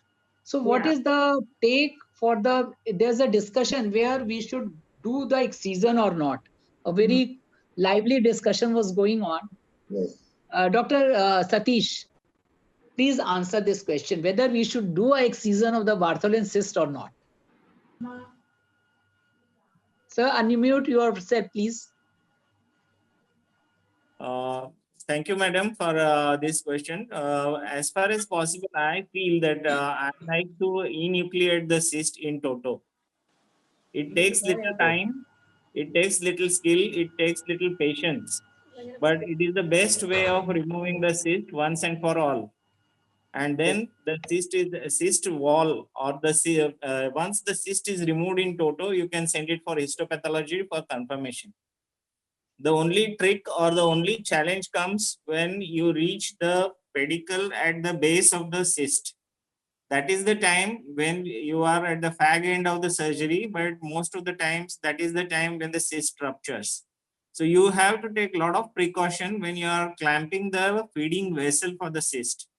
And if you are able to do that properly, you can ligate that pedicle and just come out of it. That is the best way of, I feel, at least whatever surgeries I have done for Bartholin cyst, I have been able to remove the cyst in toto and then send it for histopathology. Even patient has come to you first time? She has this cyst. No patient has come back again, because no patient has come back again. No. And second thing is, if it is an abscess, I think it is very difficult to enucleate. There is no chance, because it is a pulsating and tense walls are there, likely to rupture. But you can incise and drain and leave the walls open and let it heal from the base, as in any abscess. That will be very much useful. I have no experience whatsoever of using the word catheter or catheter, putting a catheter there, because if the catheter, I fail to understand the purpose of the catheter. Only thing is it has to keep on irritating the base and then heal from the base upwards. Okay. So with repeated dressings, we can do that. I think we can achieve the same purpose. And I think even the catheter will not be, compliance with the patient. They may not like to. They may not like to have the catheter in place for 3 to 4 weeks. At least I feel that. Yes, It is very difficult to keep it there. And second thing is, when some patient approaches you with a small cyst, and if you send her with a catheter in situ home, and she has to come every alternate day or every 2 days for the management of the catheter. I feel that it will be a disservice to the patient. What is your take for the marsupialization? Marsupialization, I don't because like I have never done it. So and I don't like it and I don't do it. So if I can add, actually, before we decide the modality of treatment, we must look at the age of the patient. And if she's quite sexually active, then we must try to preserve the Bartholin's gland because it has got a function of lubrication. So if recurrently she's been coming, we can try first this conservative management. Like I have done for 2 or 3 patients marsupialization, they have not come back to me. But if recurrently it is coming, and then it is, then the third line of management would be excision. The first few should be always to conserve the gland because it has got an important function of lubrication. And then the patient, and it becomes easy to convince the patient later to remove it rather than, going for as a first line as going for excision would be to go for conservative management in the initial few I years agree of her life.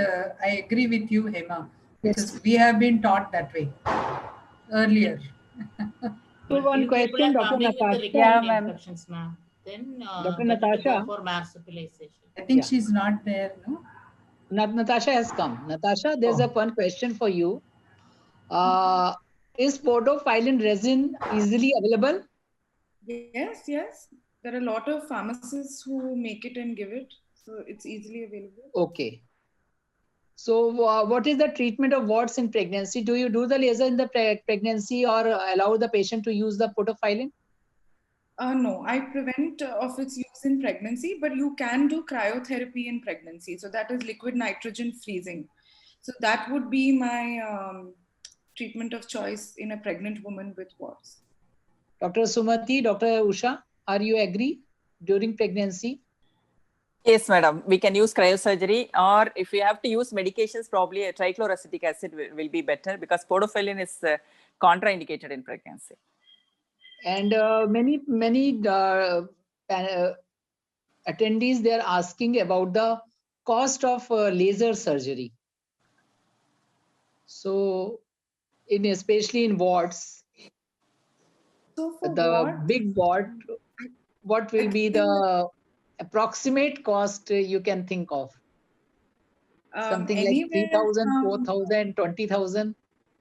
No, it really, we usually go per watt cost. So depending on the size and the type of watt, anywhere from 60 to 200 per watt can be charged. Even people go up to 400 per watt. So it really just depends on the type of watt. So it is not a very costly thing. The best thing about it is that it is a single session procedure. So unlike podo or unlike TCA or even cryo or even other medical management, a single session is more than enough. Maximum we call the patient back for a follow-up after 7 or 14 days just to see if there is any recurrence in that area or if any new wart has come up. But most genital wart cases, laser and obviously the vaccine Gardasil or Savir, it's more than enough. Okay. So I think I have done with all the questions. So anything, any take-home message, if any one of you can want to give, otherwise we will call it. Ragini, you have come out with that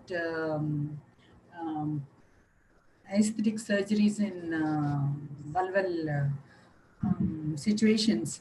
But whatever you do, whenever you do, I think we have to document it very finely.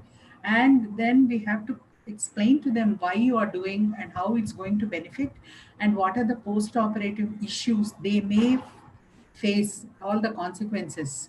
Then I think we'll be medico-legally safe. I can share one thing. I have many times shared this thing.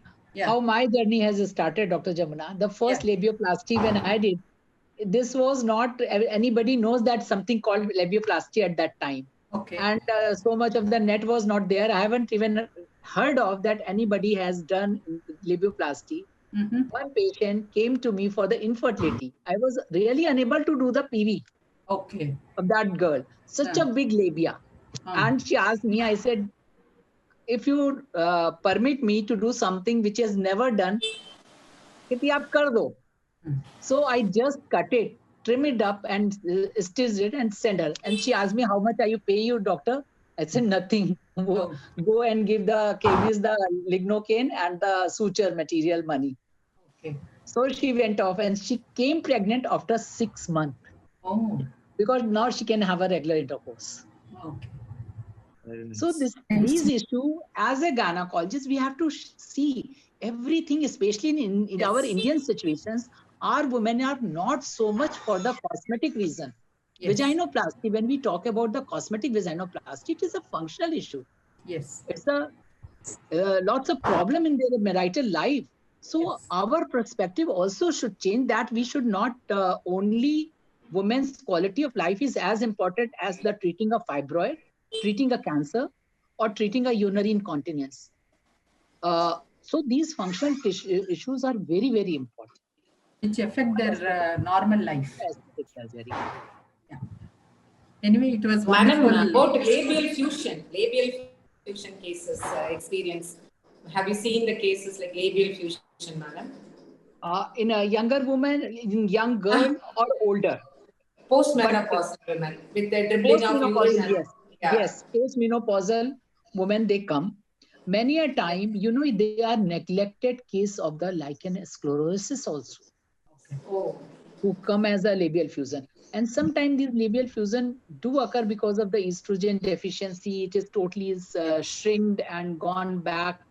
So a patient of the GSM, especially the women, they are not old. They are not really put their life on the hold after 50. They are still young. They are having a full life after 50. We should not neglect them as an older woman. Yeah. And they need all type of the treatment, whatever available with us. And usually it is not a single management, that laser is no magic wand that we put it and the patient is okay. They need a combined treatment for many things. You use steroid, you use estrogen cream, you use little bit oral treatment along with the laser. It is not always a single treatment. It is a combined treatment many a time. Combined treatment. Yes. I think it was a wonderful evening, Ragini. So thank you so much, and thank you, Kiran. You have gave me so many friends. Thank you so much. Really nice to interact everyone. Yes. Thank you so much. And thank you everyone who have joined today, and still we have 200 plus participants till end. Thank you each and of you, and especially I saw my one friend from UK, Dr. Nidhi Gyne. She has also joined. Thank you, Nidhi. So we will meet again in the third week of December, I think, and we will go another out of box. We will discuss something out of box again. Thank you very much. Fir milenge. Natasha, can you share your email, please? Yes. Thank you, madam. Thank you, Kiranmai, madam, Ragini, madam, Right in the and chat box. all the for giving the opportunity and for discussing this. Yeah. Thank you so much. On behalf of Jackson Pal, I would also like to thank all the experts. Jackson Pal, the makers of Jepitone iron syrup enriched with zinc and vitamin B, which helps you say no to anemia. Cyclorex CR10 norethistrone tablets. Endurec tablets, Dynogest 2 mg for endometriosis associated pain. And also Doxipal DRL. So my teammates, Dr. Vipin Tyagi and Mr. Amit Saxena, they joined me, Dr. Deepika, to thank all of the experts present with us today. And we would like to reassure all the experts our extended support to your future activities in the service of women's health. Please do remember us. We appreciate the presence of all the attendees and hope to go a long way in knowledge sharing with your unending support. Thank you so much. We hope to see you in our next webinar. As Dr. Ragini just mentioned, in the third week of December, this series continues. So we look forward to you joining us then. Thank you.